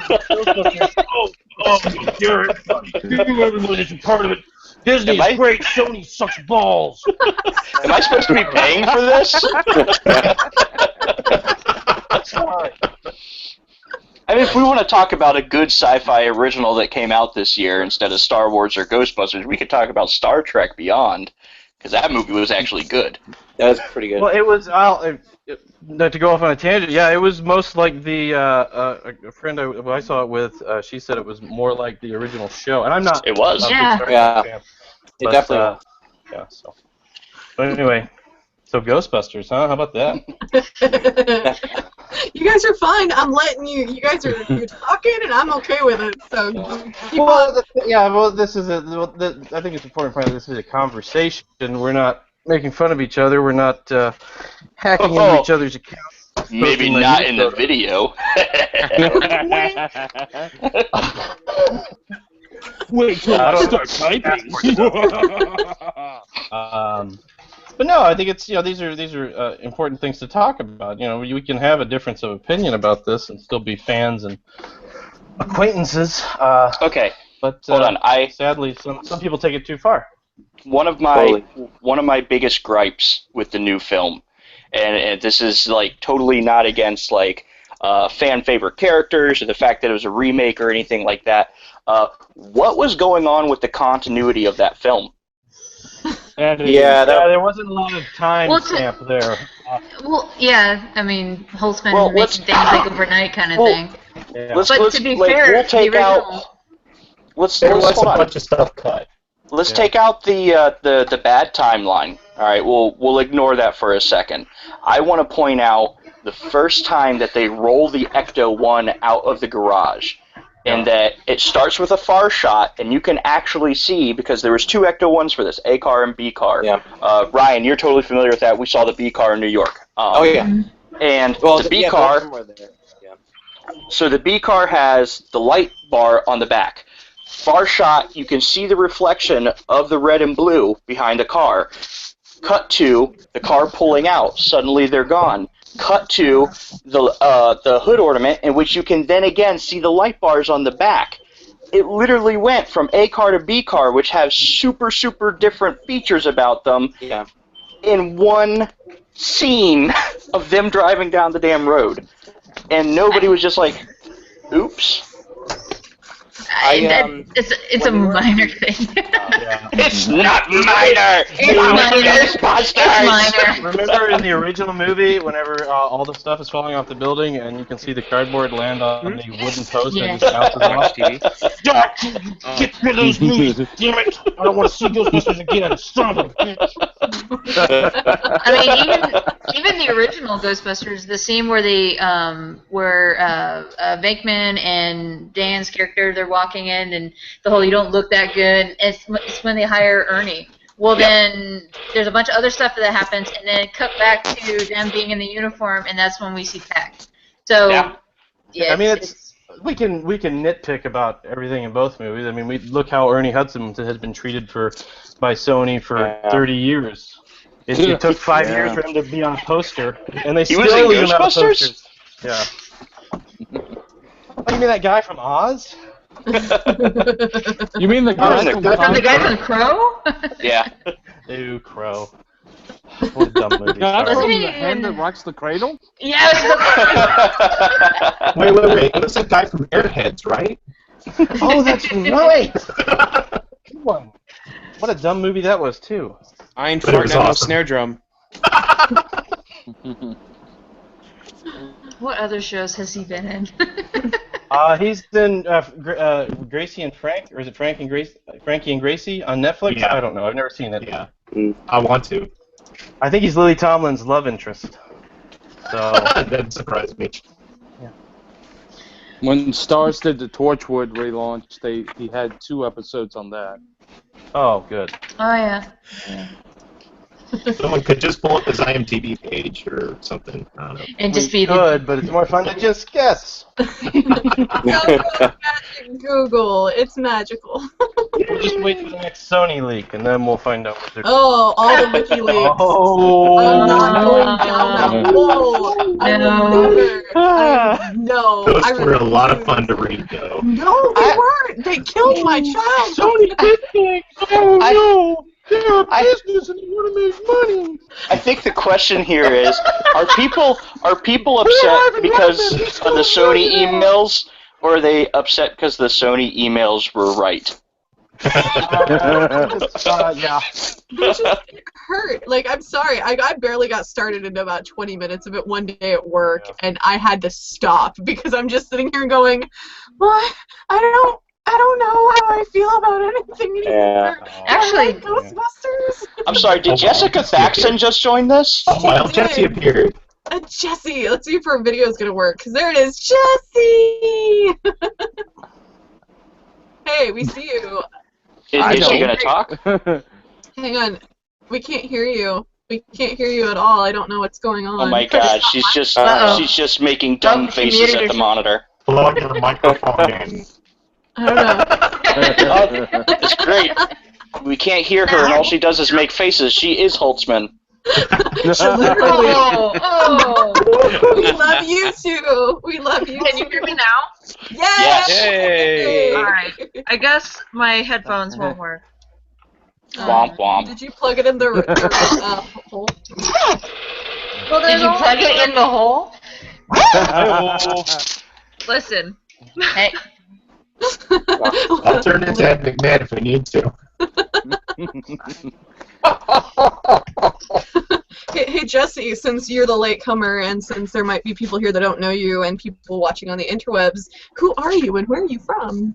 I'm Jessie, and I'm from Dallas. What franchise are you from? You did this last. Do you like Ghostbusters? Good thing I was sitting down. Some random person just comes into this. I found the link, and so I said, you know what, I'm gonna come into this Ghostbusters chat. I don't know about Ghostbusters at all. What is Ghostbusters? Let me tell you about the Book of Mormon. It's this new 2016 film in which women bust all the ghosts. Yep. Okay. Somewhere Johnny Ruckus is blowing a blood vessel.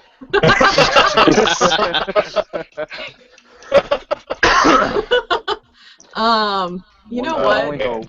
Chase keeps talking. He keeps talking on the chat portion of this. Chase Ambrose, I'm sending you a message right now, and I'm sending you the link. You should. He's gonna bring him in? No, because he's going to Dragon Con. People that are going to Dragon Con shouldn't be here having fun. Jesse Thaxton. Hey, what is that supposed to mean? Listen.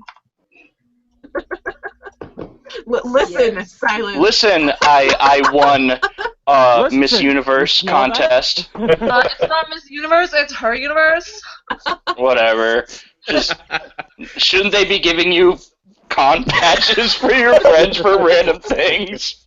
I wish they would. Aw. Soon. Soon I will be able to live the high life. And Free now- whiskey for everyone. Yeah. Yay. So, Jesse, what are you working on right now? Because I know somebody's trying to get a proton pack finished by Wednesday.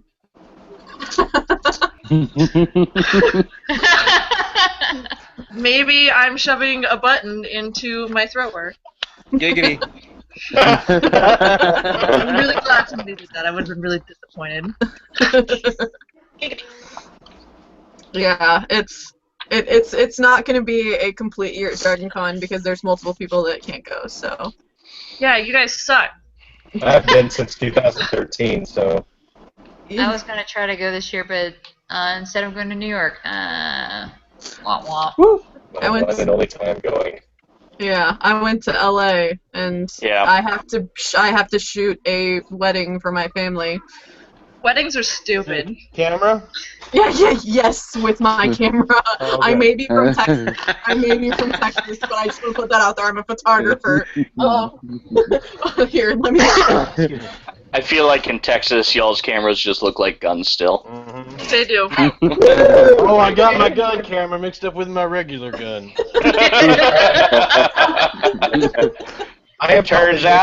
Turns out getting a photo of the bad guy is just as effective. I'm probably like one of the most Texan Obama. Texans. Obama's taking our cameras. Hey, leave my camera alone. We gotta build that wall. Anyway, what's next? Yeah. What have you all talked about already? We talked about why we got into ghostbusting. We talked about how we were upset about the whole Leslie Jones thing. We've been talking about the movie and continuity in the movie, and shocking enough, we've been having adult conversations and disagreements without it getting angry and hatey. So it's been amazing. My secret is I'm always angry. Don't forget, we talked about hot dogs. Oh, yeah, we talked about I missed hot dogs. Hot dog salad. You did miss hot dogs. We did. We saw a little bit of Joe's basement and what he keeps down there. Yeah, his dungeon, and apparently Tuba is in the next room from Dan. That's about it. So I had a nice salad, so I was that's really a lot of excited about topic that. for So.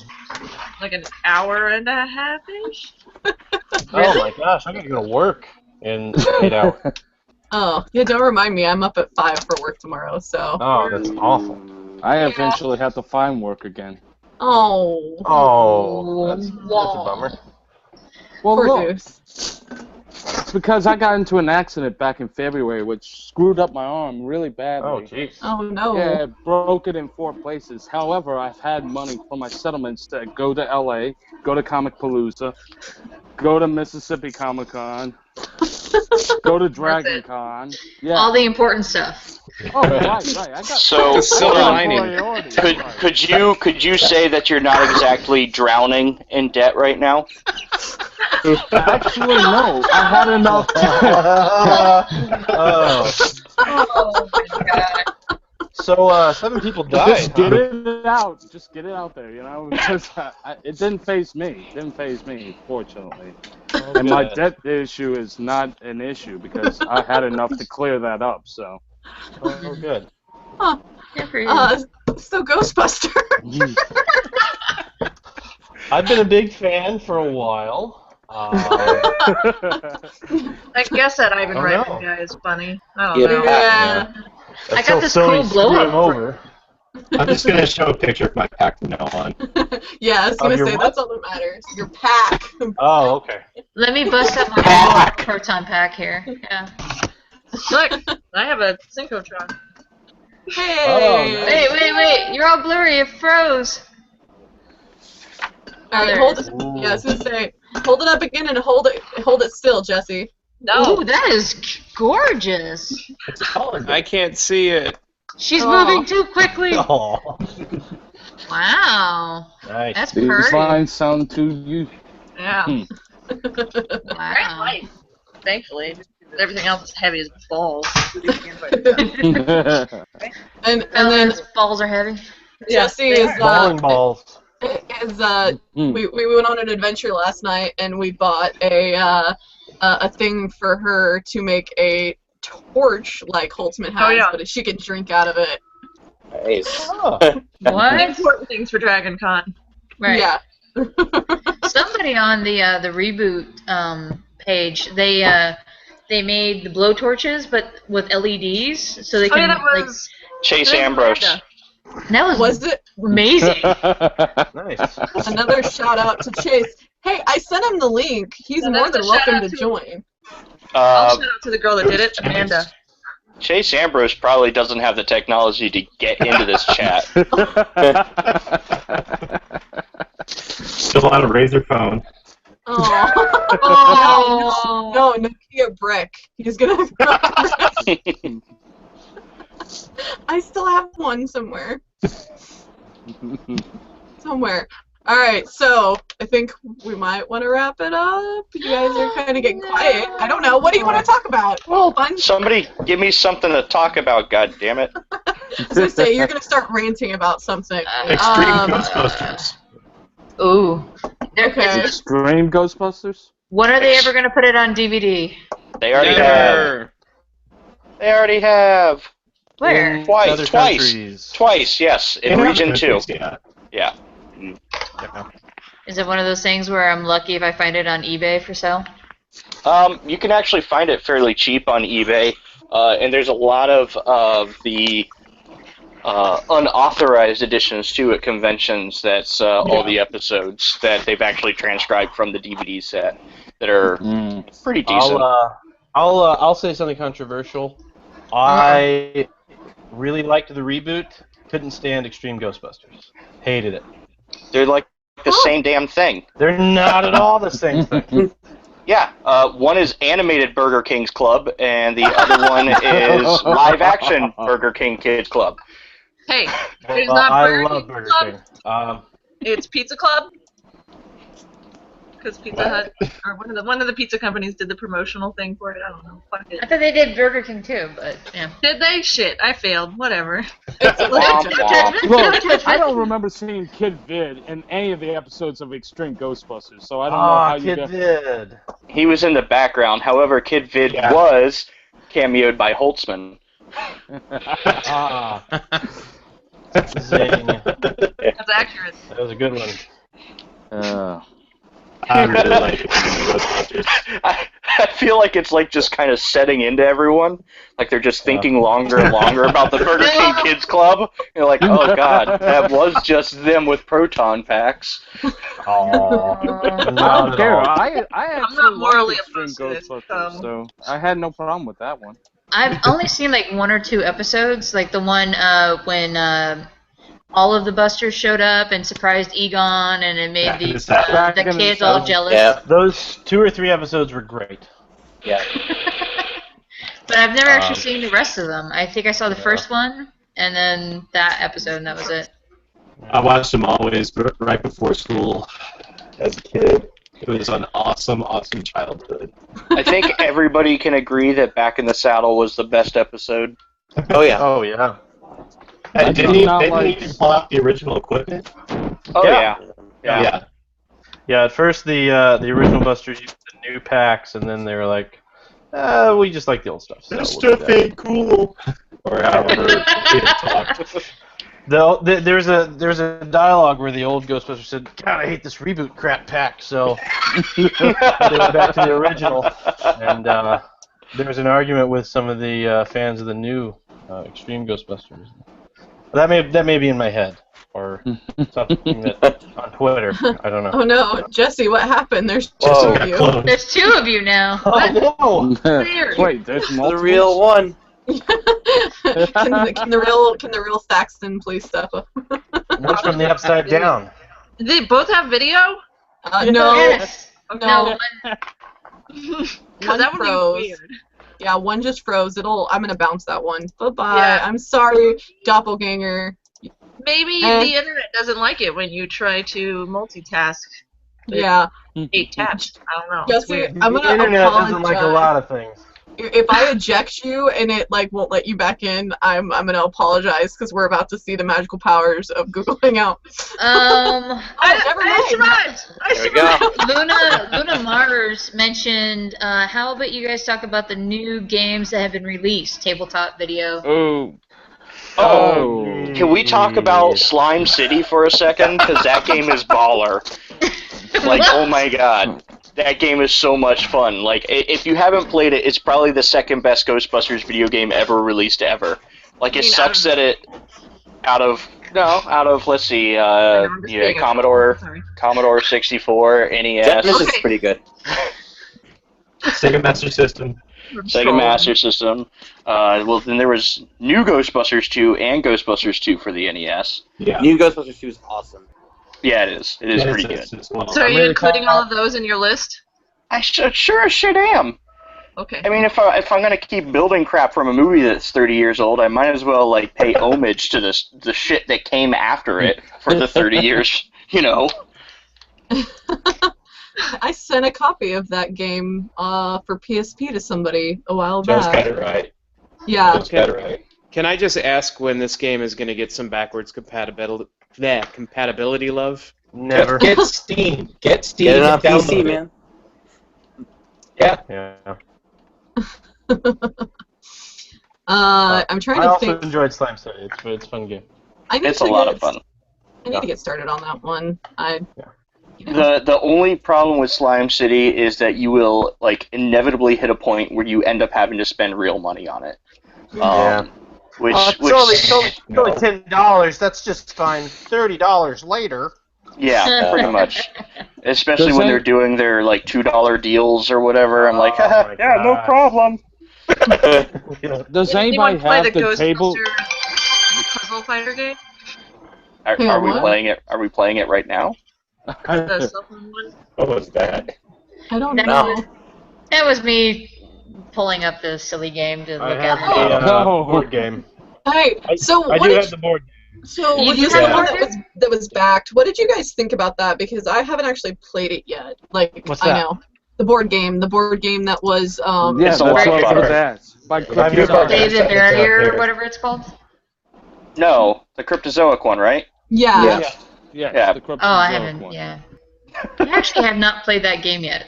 The It's rules fun. for it are very hard to read when drunk, but once you get the hang of it, it's great. It's Just that little factor. Stuff, isn't it?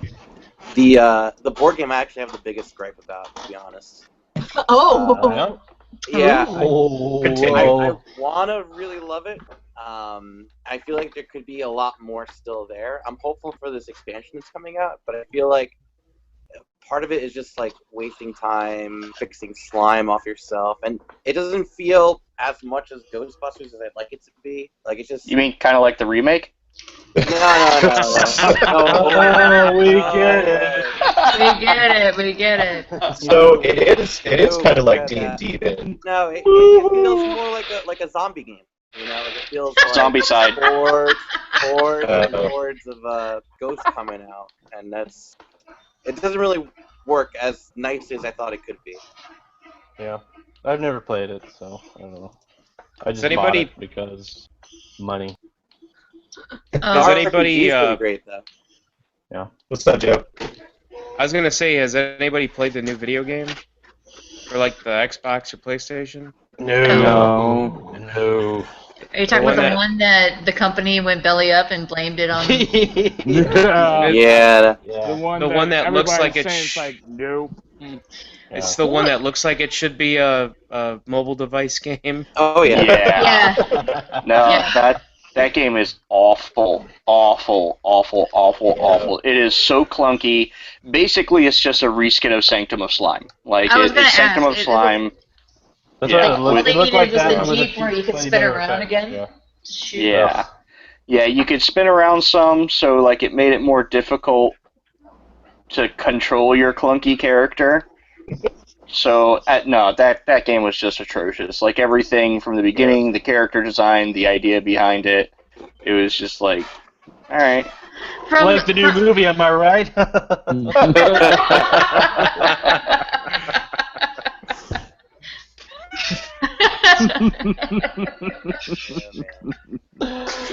I get it, not really. So Ghostbusters, that's a good movie, right? Yep. It was awful. I liked it. Well, gang, I've got grown-up things I gotta do tomorrow, so. Fine. Alright. Wow. Boo. All right. Good night, John. Bye. Take it easy. Good for this. I have no idea what I'm doing. How do You hit the X and you hang up the leave call button. There you Oh, go. look at that. I see believe it. in Bye, you. guys. Bye. Thanks for coming out. See you next time. Okay, I'm really leaving now. No, you hang up. No, he's still here. You hang up. No, you hang up. No, you hang up. Okay, so anyway, Ghostbusters 2016 is my new favorite. Bye. Yeah. Yeah. Now that he's gone. Just kidding. Oh. I'm glad he was able to come out. Oh, we lost Dan too. They're dropping. Everybody's dropping slowly but surely. Oh, yeah. Oh crap, he's back. I know. I was like, Whatever we said about him didn't matter, right? I don't. Yeah, I'll just catch it on the YouTube copy. because everything goes on YouTube that was on here tonight. Oh God, I forgot about last time when everything went on YouTube. Oh, I love you, Juice. I got no choice to, really. So here is the biggest thing about the remake that annoys me, and it has nothing to do with the remake. Okay, what annoys me is now whenever I say I'm building a proton pack, people ask me, "Oh, which one?" Oh, really? Well, that must be rough. It's a hard proton pack. It's a hard life you lead. Horrible, a horrible life.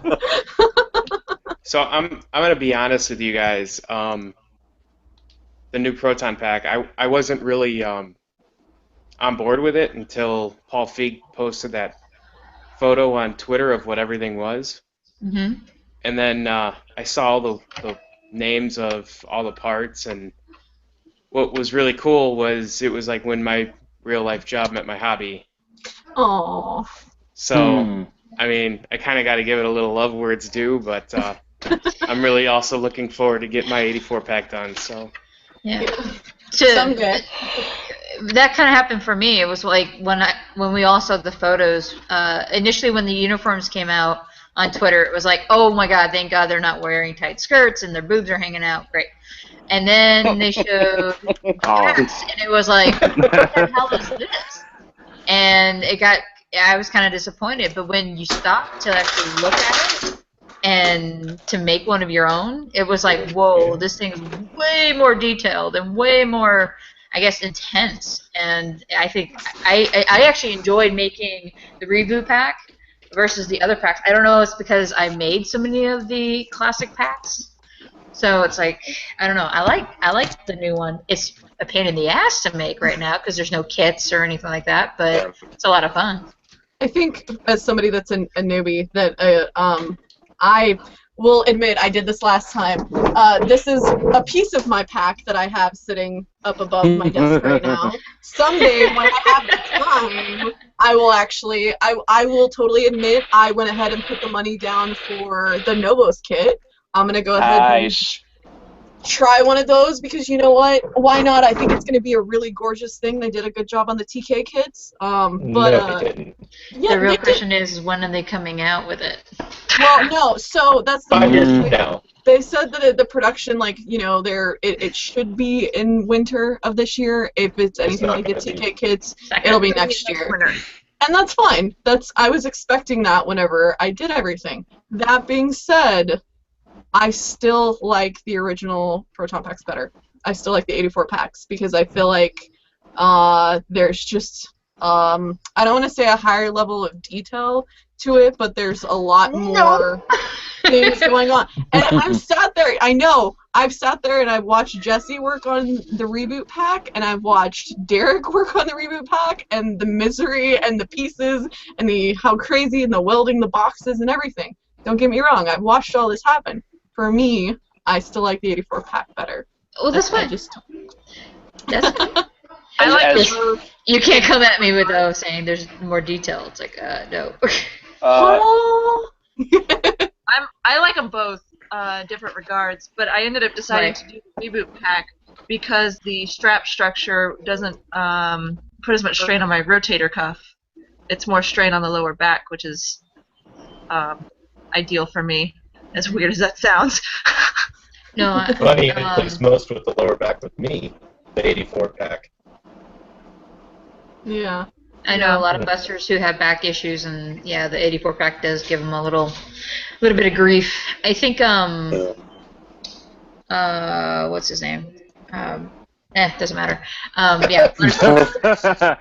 Who cares about that guy? Screw that guy. No. 84s are a bit, I guess, heavier. As an owner of both an 84, 89, and a reboot, yeah, the reboot's significantly lighter, but it's built like a tank. So. I don't know. I think it all comes down to how they're made. Because Hold on. You said 89 pack. I'm assuming you're meaning a semi-hero. Yeah, GB2. Okay. Well, it gets complicated because the packs from the first movie ended up getting reused in the second one. Yep. So the weight My apologies. I meant my Ghostbusters 2-pack. I'm so sorry. I mean, you got to clarify these things. I'm so sorry. Because I know you were going to be up all night about that comment. You're like, oh God, what did she mean by that? Oh my God. Well, I was hoping to sleep until you brought that up. As far as complexity goes, I think the packs are probably on par with each other. The remake pack obviously has a lot more visual, interesting things about it. However, the popping mechanism with the halogen bulb at the tip to cue on the special effects guy being all practically done is an electrical and engineering work of art that is just not at all present on the remake pack at all in any capacity. When they decided that they wanted to do the light cues for the new remake pack, they stuck that big stupid LED thing that looks like a I don't even know what to describe. It almost looks like a lightsaber blade, and you can see it in a lot of the behind-the-scenes shots. Yeah, right. Yeah. But they did a good job of making the greeblies and stuff on the remake pack. I like the little digital counters. I was talking to Megan about this. I really like the remake pack if you flip it upside down and color it black. It looks amazing when you do that. I'll remember that. No, I'm gonna wear my proton pack upside down now. Do it. No, you're gonna be like the Halloween costume that came out. Oh yeah, the rubies. Yeah. Hey, don't trash floaty packs, okay? No, there was that one rap Those video. are great in the pool. There was that. Those are only good when you're floating down the river. Oh, but we're going to Louisiana again. I wasn't going there. I was talking about the Texas rivers, but sure, if you want to go down that road, Listen, you just took it there, Megan. I've been hearing it all week, We were so. there, you went there. I love you, Deuce. You knew I was been out of love. He's like, I'm not listening to y'all anymore. Like, I don't like you guys anymore. What is this? Oh, it's Deuce. I love you, Deuce. I love you. Going down the river. You know me so much. I'm gonna go and give you a hug whenever I see you, and he's gonna be like, "Don't touch me." Oh, I ain't gonna deny that. I think the most important thing about the reboot pack is that the straps do not interfere with ladies' boobs. Right, Dan? I need to draw a diagram. Yes, that was. Are you referencing the GB I'm sorry, diagram? How many people were there for that original thread when it came up? Only the first time that thread. Only you two. I think I showed up a year or two after. But I remember trolling that guy in the chat. The thread was just fantastic because the guy was so serious. And he had these diagrams, and of course everyone's seen the diagrams at this point. But he came into the chat room and was just like, "Hey, I have a really important question. Here's the topic. Can you guys check that out?" And this was in the heyday of the lulz population. Kevin Henry and myself, and Chase Ambrose, and a lot of people. Just in there, just making fun of everything because we had run out of things to talk about. Yeah, I remember that. And this guy is just like, wouldn't this be a problem? I really want to build a proton pack for my girlfriend, but I feel like this is an actual problem. How do girls wear proton packs? And he's got these diagrams of them like separating and lifting and like, and he's like, here's how I think I could work it. And he has like this cage, and like people see that, and it's not that that's how he wanted to run the straps. Like that he wanted to build a cage aperture that would rest on this poor girl's shoulders, and then a proton pack would be on the back, and then the cage would come out and would miss her breasts. And I'm like, this is the best thing ever. I can't believe this guy joined our community just so he could bring this to us. Thank you so much. It's a rack pack. Yeah, didn't somebody like make T-shirts out of the diagrams that he drew up and like MS Paint? What? Yeah. Oh my god. Yeah. I'm trying to find it right now. I can't find it. I think like Charles Fincher did them, and it's and problem solved is the caption with it, and they're amazing. And I want one. Oh my god, I need that shirt. Yeah. You know, I do have to say, though, being a Ghostbuster, it's not boob problems, it's butt problems, because the proton packs sit too fucking low, like the old ones do. I think that's where, going back to Jesse, the new one is short enough that it, like, is higher up on your back. I built my proton pack, the new version, and it weighs all of 26 pounds, and it's heavy. That's lightweight. I know it's lightweight, but you know, it's heavy for me. I have a very strange packs that are like 60 and 70 pounds and walked around with those. Yeah, I have a very strange weighting system where, like, if something is heavier than my tuba or not. So if it's lighter, then I have no problem. If it's heavier, fine, I'll grow stronger or whatever. But yeah, my proton pack probably weighs about as much as the horn that I hold on my shoulder. So it's no problem for me. Except instead of equal distribution of weight, it's all on one shoulder. I just wish the new packs were like better made, like not design wise, like the design is fine. It's visually interesting. There's lots of greeblies going on. They captured the same ideas of the proton pack, but construction wise, like how they were actually put together. Did anybody see the Macy's display? Ryan, I'm sure you saw the Macy's Ghostbusters display. The Comic-Con one was busted as fuck. Yeah, well, the one at Macy's, the Faraday cages had actually fallen off in the display. Yeah, they were falling apart. Wow. I wish I would have seen that, because that would have given me some attachment ideas. Did we not own duct tape? Macy's had, and Sony flew that out. And I think some of them were actually screen used. I'm pretty sure. Mm-hmm. But yeah, some it was their prototype packs, weren't they? No. I think they were the like the big ones. The Mark IIs, I guess. I'm sorry, not prototype pack. So I remember they had the grenades there too, and they had some. I think they had I forget they had the fists. I know they definitely had the suits there too. But, well, the suits weren't the real ones from what I remember. Right, they're not. Cut differently, right? Yeah, those are so those suits were just what I think what Sony's marketing people were using, which is not the exact cut as the one. What's different in the cut? These ones were like off-the-shelf Dickies suits with no ghost patches on them. Oh, okay. Yeah.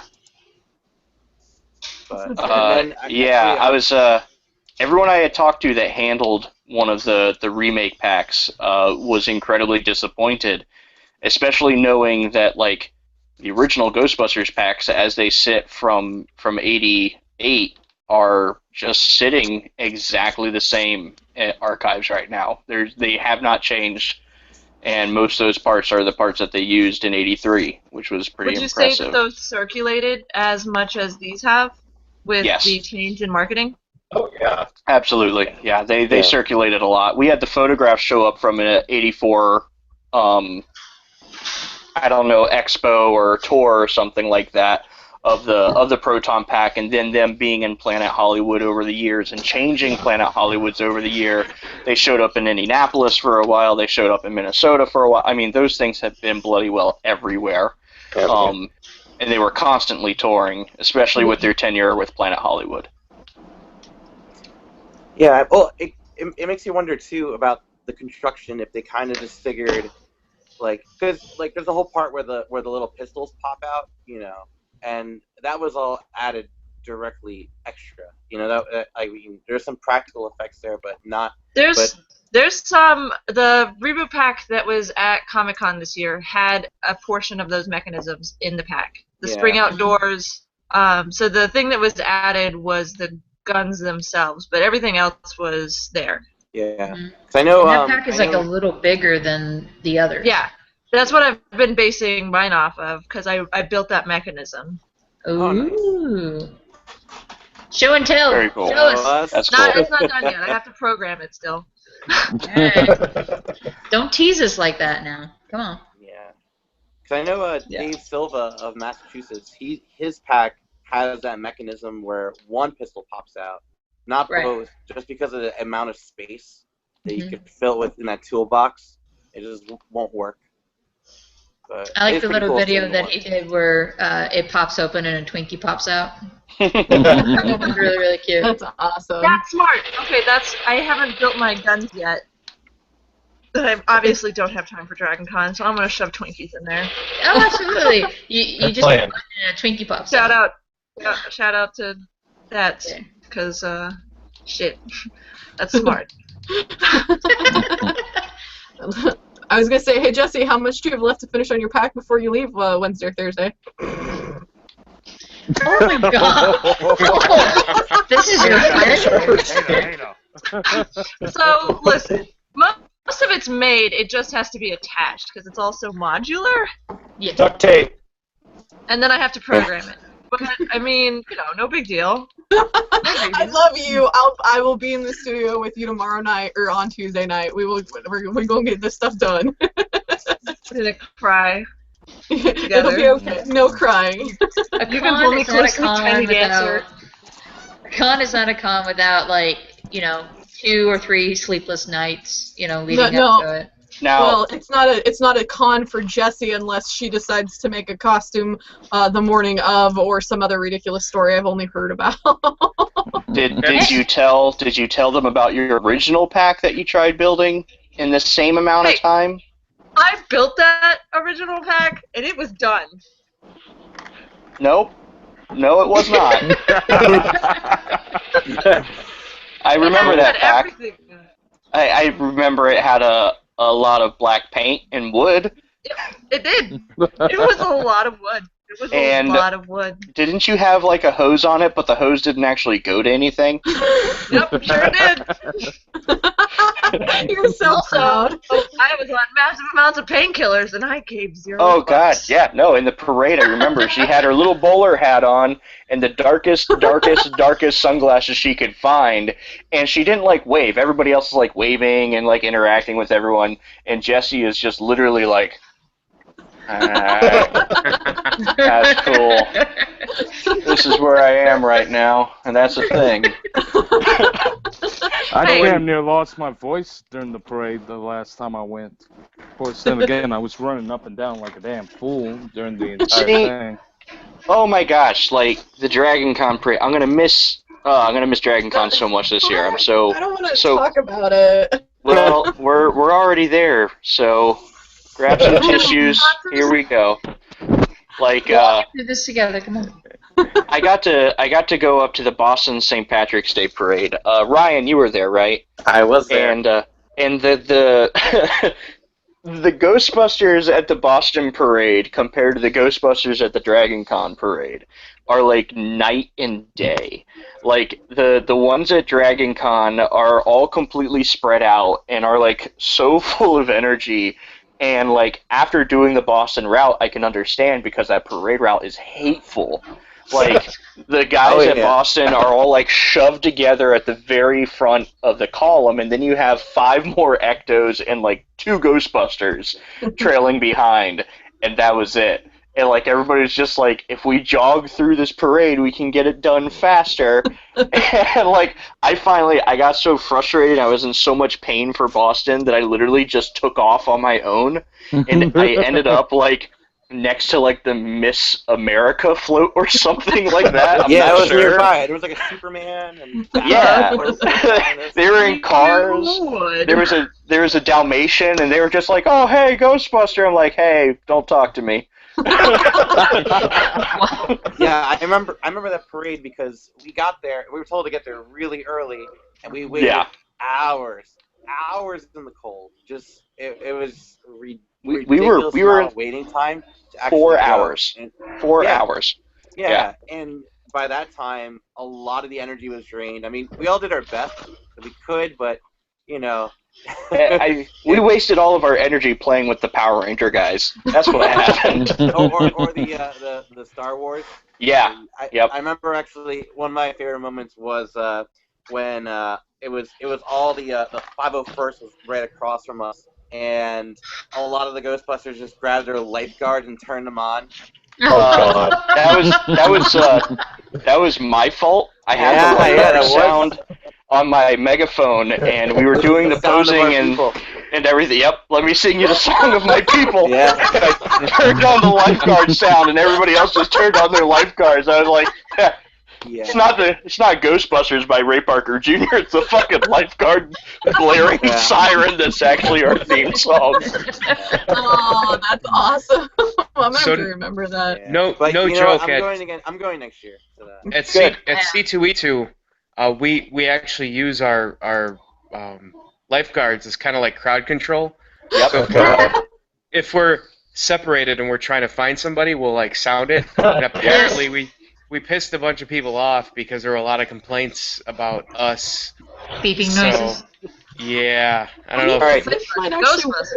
Mine doesn't. I don't know if mine works right now. Like I've never put batteries in it, so I should probably do that someday. Like so, for the Ghostbusters that do use it as a find my other Ghostbuster friend device, how many of you have accidentally summoned other Ghostbusters that you don't even know? Because we've had that happen where we do the like, oh shit, I'm lost from the rest of my group. Where the hell is Matt? So let me sound off my lifeguard, and then he'll sound off his. I did it once. I ended up with this group. I don't even know where the hell they were from. They weren't a franchise or anything. They just built Ghostbuster costumes for Dragon Con. And they were doing the same thing. They're like, oh man, we thought you were our friend Steve. I'm like, nah man, I'm not Steve. I'm still lost though. And apparently so is Steve. Steve's not here, I have a buster in my group. His name's Dave Bird. He always threatens to take off his lifeguard, turn it on, and throw it into a crowd and run away. God. Like, yes. Oh, do it. Oh, do it. If only the lifeguards weren't like, $75 a pop. Yeah, sure, why not? Yeah. I should encourage the Houston guys to get. I should encourage the Houston guys to get the real ones. That would be very useful. Yeah, we all have resin ones. I was gonna say, how have I not thought about this before? That this is now Marco Polo, like. It's now Marco. Okay, turn it off. Wait for the. I recently saw a video where a bunch of busters were about to go into a con, and they're just standing around drinking like bottles of water or whatever, and you see the video of the security guard just manhandling this buster that has. A lifeguard. He's like, what is this? And he's like, very serious, like, what kind of bomb device is this? And he's like, it's a lifeguard. Calm down. It's probably because it says arm on it. I guess. I mean, but the buster has his hands up, his bottle of water, and he has a party hat on, and he's like, I gotta go in on the style. shoulder, trying to figure it out. He's squeezing on the guy. It was so This guy's a danger to society. Hey man, turn your head and cough. Almost. That security guard was like, "This is my moment. This is. I'm gonna catch the bad guy right now." I will stomp out ISIS right here by stopping this one guy. But no, he freaked out a little bit by the belt gizmo as well. He's like, "Oh, what is this?" It was just the funniest, saddest video. It's like, oh, what a bunch of movies. I was so scared about flying with my belt Oh, gizmo. yeah. Like, I was so scared because No, flying with the packs was scary Well- because you go to the check-in line, and I remember the conversation Jack had when he was bringing Phoenix, and he goes up and he tells the woman, he says, "Have you seen the movie Ghostbusters?" "Yes." "You know what a proton pack is?" "Yeah." So we open up the case, and her first question is, "What is that?" Oh no. we just told you it's a proton pack. All right, Yeah. it's not a. You can't say that word. You can't say that word at the airport. Yeah, I was gonna say that's when you have to very clearly, and Ben Langlanize, like how it has a huge picture, so when you open the case, whatever, long, whatever. Hold on, wait, long mayonnaise, got it. Whatever. Ben from Louisiana, we all know who I'm talking about. Ben Legoland. You're putting the Ben's long ass legs. Can we get like name tapes with these on them? So it'll be like long mayonnaise, long ass legs, Legoland. Legoland, yeah. Go on, sorry.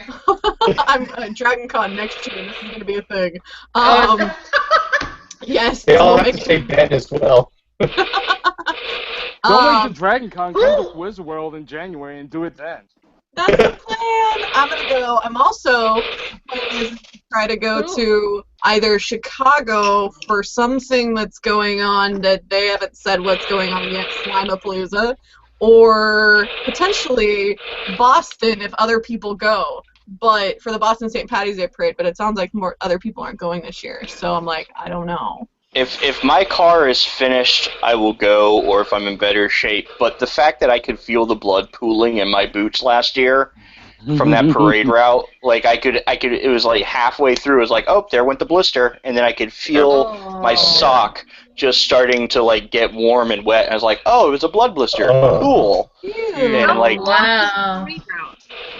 It's long. It's terrible. Has anybody had this where you're wearing your pack, you do a parade route or whatever, and your hands like puff up? My feet puff up. Oh, who is like mixing some sort of paint can full I hear of that. coins? Is it tuba? I can't tell what that is. There's nothing going on here. Hang on. Wait. Tell me if you hear it now. Yes. Yeah, shoot. There you go. Shooting somebody. He's just playing Halo, no big deal. No. What are you playing? Are you playing Halo 4 right now? No, I'm playing Fallout 4. Nice. Oh, nice. I was gonna say, let's do this. Let's play some Halo. But no, I'm down for playing Halo anytime, just saying. You nerds. You freaking gamer nerds. That's all I have to say. I don't have time. No.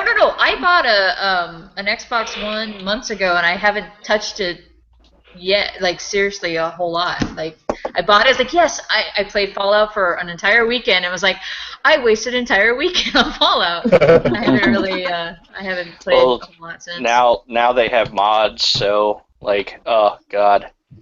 It's amazing. Oh. No, so there's something going on in Chicago in March, apparently. Yeah. There's the St. Patty's Day parade in Boston again, which is in March. And then I'm going to New Orleans in January because I just want to go to Wizard World because I already told all the guys down there that I was going to go. So it would be fun if like there was an actual invasion of other Ghostbusters at one of these places the same weekend. Fine, stop begging. I'll show up. I'm gonna be at the one in Chicago. Megan, I wonder why. Huh? I know, but the question is, road trip is where are we going, Jesse? Because we have to pick one. We're going to New Orleans. Duh. Yes. Yeah. Come on. It's a pool party. Yay! No, but Ryan, Also, you're gonna be there for Boston? Yeah, I would like to go back to Boston again.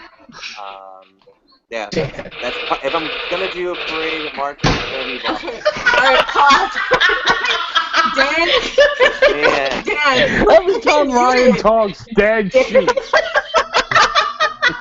I'm about to mute you because it's getting louder. It's machine gun mouth Ryan. No, volume down. Anyways, no. So if you're gonna do Boston, and Dan, that means you have to get your car ready. Then that means Jesse, we're gonna fly to Boston. Whoa. Yeah, if my car's ready, then yeah, I'll totally be there. Yeah, I was gonna say that. Just so you have something to write in, right? Yeah. Yeah, like okay, it's half a mile to the staging area from parking, and we sat there for 4 hours, and you can't exactly sit down in a proton pack, so we're standing there for 4 hours. Then it's 3.5 mile parade route that leaves you a mile away from the parking lot. Yeah. So, like the planning for it is atrocious, but. I wonder if if Lyft still has their Ghostbuster lifts and can lift through the parade. Just have to get over their accents. Well, you want to get in the car? You want to get in the parade? It'll be fine. Khakis? Your khakis or your car keys? Car keys. Khakis. Khakis. Or are you cocky? Are you cocky? Why are you so cocky with your car keys and your khakis? Oh, hey, what are you, cocky? You keeping your cockies and your cockies? I actually had a really fun Boston time too. When we were doing the parade, Josh from the Massachusetts Ghostbusters, who I love to death, has the biggest Boston accent on the planet. He came by to me when we were doing the parade. He was like, "Hey Ryan, your girl's got a wicked Slimer." I'm like, "Yeah, she's got a wicked Slimer." We gotta get somebody from Boston on this thing. I was gonna say. Oh God. If you guys know somebody, and I'm putting this out here, guys. This is open to whoever wants to do it, as long as they can be a grown-ass adult and not start screaming at people. That's all I care about. All right, I'm getting off. Hey Dan, fuck you, get out. Wow. Watch it, proton charging. I'll have to engage you in an actual conversation on my Facebook because you're too emotionally invested in your website. We actually, you know what? We spoke about that after that whole thing went down, and I can totally see where Chris's frustration was coming from, having to deal with the amount of mouth breathers that he has to deal with on a regular basis. Like I make fun. And I give little jabs and stuff like that, but I'm really stoked that the people that are enjoying the remake are having something that they can enjoy. I think that's super awesome. The premiere was a lot of fun. It's getting people kind of having a renewed interest, and it's getting people talking about the franchise as well, which is awesome. And I did my rants about why I don't think it's a good film a long time ago, and then I just fucking dealt with it and I moved on. But some of the people on proton charging, like, holy shit. They can't let anything go. Well, and they're not even bringing anything constructive to the conversation. It's just like, oh, here's a frowny face because you mentioned something about Leslie Jones.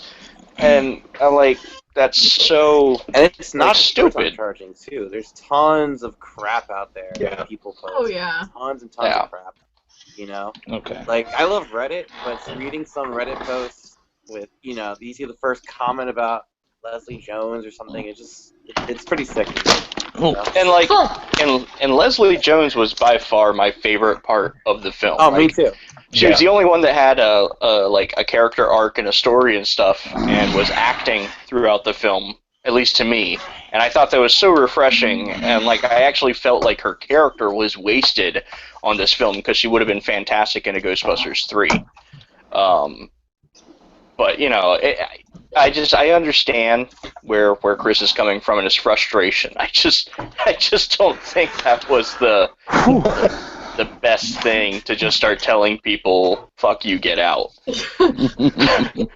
Yeah, I'll say it with jokingness, but I still have a huge issue with the fact that we're continuing to draw a line in the sand that doesn't need to be there for people in the fandom, saying that if you're not on my side of the sand, fuck you, get out. And that's an issue. That's a huge issue because we shouldn't be doing that. It's cool, you don't agree, we have issues. She should have never went through what she did. Nope. But at the end of the day, why are we dividing this fucking fandom even more? Like, there's no need for it, you know? If anything, it's bringing attention to the franchise that was slowly dying anyways, so... I have to disagree. Okay. We're in a... It's hip to, like, retro stuff right now. So, everything that was old is new right now. Star Trek, Star Wars, Transformers, Voltron. Everything like that. Voltron, yeah. Yep, Teenage Mutant Ninja Turtles, great examples, all of them. And Ghostbusters was starting to pick up speed. Now, did this film expedite that? Absolutely. Like, I'm not gonna, deny that. But I don't think Ghostbusters was ever a dying franchise. I think it was just not being utilized. Ghostbusters was never actually dead. It was just cursed with the fact that they had a IP holder that didn't know what the hell to do with the property. And Sony has always been really, really obvious that they don't know what to do with their property. So it's cool that the remake brought stuff back into light. But this thing where people keep saying, oh, it's a dead franchise, nothing was happening with it. No. Okay, true. It wasn't dead per se, but for the fans, you can tell, like, when the video game came out, all of a sudden there was a lot more interest in, like, conventions, people wanting to work with Ghostbusters to have a booth or something like that, because it's in the limelight, it's something that someone's talking about, it's something that's drawing attention. That kind of thing. Right. That's why the Marvel side, all the Marvel groups and stuff like that, they will probably be a staple in most conventions, kind of like the 501st and all that. The Ghostbusters were slowly kind of getting pushed out from my point of view.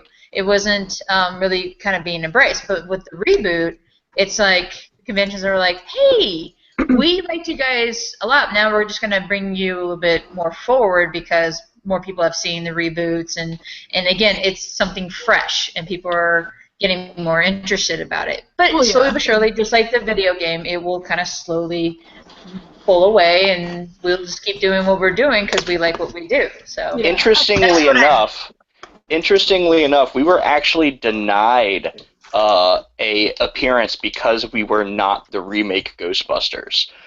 We used to have a working relationship with a Regal rep down here who is a very nice guy, but he fell through on a few of his parts of the deal, so I won't personally, like, my group won't work with him anymore, but some of my buddies do, and that's totally fine. Like, they still have a relationship with him, and I totally support that, but it was asked if, like, hey, do you, he was like, do you have Ghostbusters that we can use for the thing? And we're like, hey, I got some of these guys that would be interested in doing it.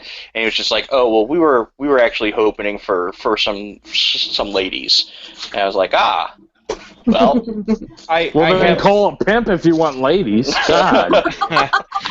I have the perfect sidebar for that. So I went to the Chicago premiere, and one of my good friend that I've been friends with for like 13 years, she was there too, along with a bunch of other people from our group. And it was funny because, like, after the movie, like, you're so, like, everybody here is so used to, hey, let me get a picture with you, let me get a picture with you. Yeah. Right. After the movie, I hear this woman from behind me go, hey, excuse me, can I get a picture with you? And I said, yeah, sure. And she was like, no, not with you, with the real Ghostbuster. And I'm like, excuse me? And she's like, yeah, women are Ghostbusters, guys are not. I'm like, yeah, the 80s never happened. Called. But I'm like, yeah, I could take your picture with you. Oh my God! If she had pointed to me and said, "I want a picture with you," and said all that, I'd been like, "No, he's a Ghostbuster too. We're all Ghostbusters. Let's take a photo together. And like, I would have made you in that photo just to be like, to her. Be like, Yeah, but no, like this to her. See, you're so nice about it. I would have just hit the QR straps, the QR releases on my pack, let it drop, and be like, "You're totally fucking right. But what the fuck am I doing? I'm out of here. Bye." No. Jesse, what were you saying? What were you saying? There's some level, because for years and years as a girl, you'd get, oh, you can't be a Ghostbuster. You're a girl. Oh yeah, there's no girls in Ghostbusters. The poetic, Are you Janine? Yeah. the beautiful poetic moment of being at an event where this small girl or small boy, I can't remember, it was just a little kid, looked up at one of our guy Ghostbusters and goes, "You can't be a Ghostbuster. You're a boy." And there was a tiny twitch in my heart of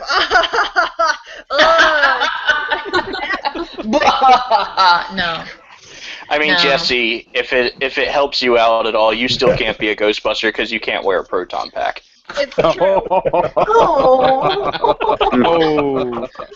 You're a Full dick, circle. Dan.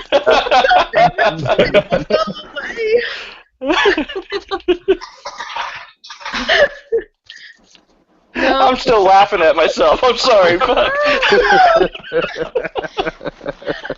Dan has gone bye-bye. I think Dad, you're not going to be at Dragon Con. God. I know. You could have given me shit face to face.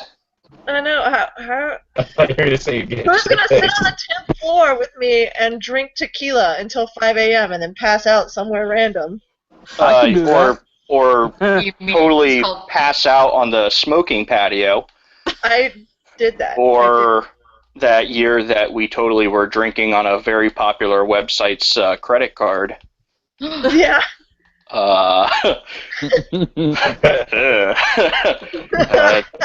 year that we were drunk for about an hour and a half on the elevator. Yep. There was that time that. Yeah.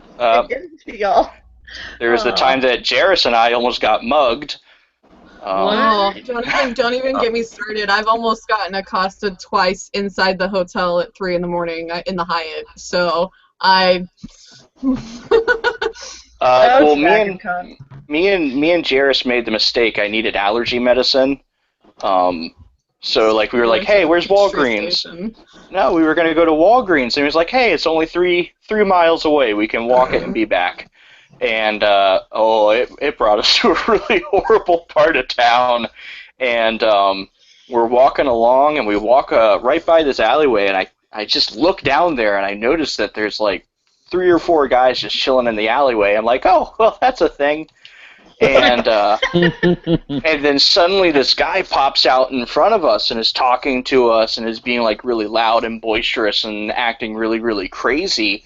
And Jairus goes to turn around, and I grab him, and he's just like, what are you doing? I'm like, do not turn around.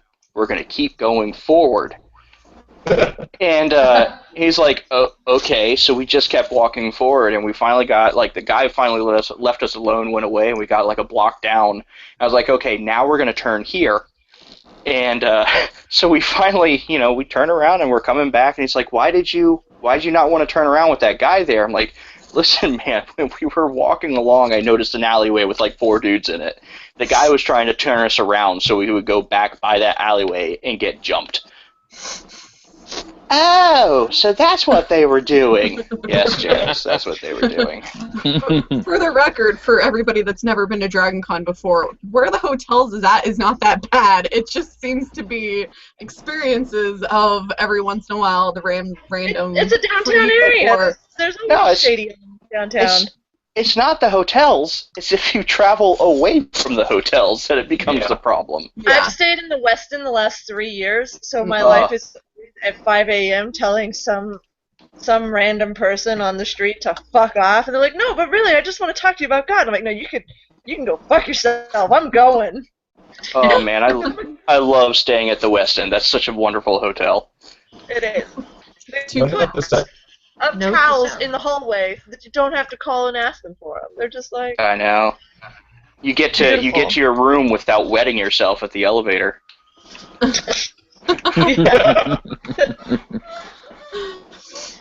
All right, kids.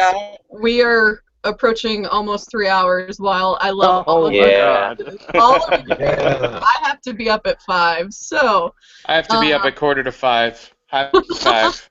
Yay! Go team! I'm gonna go to work now. Bye. Oh, shut up, Jesse. No, I am.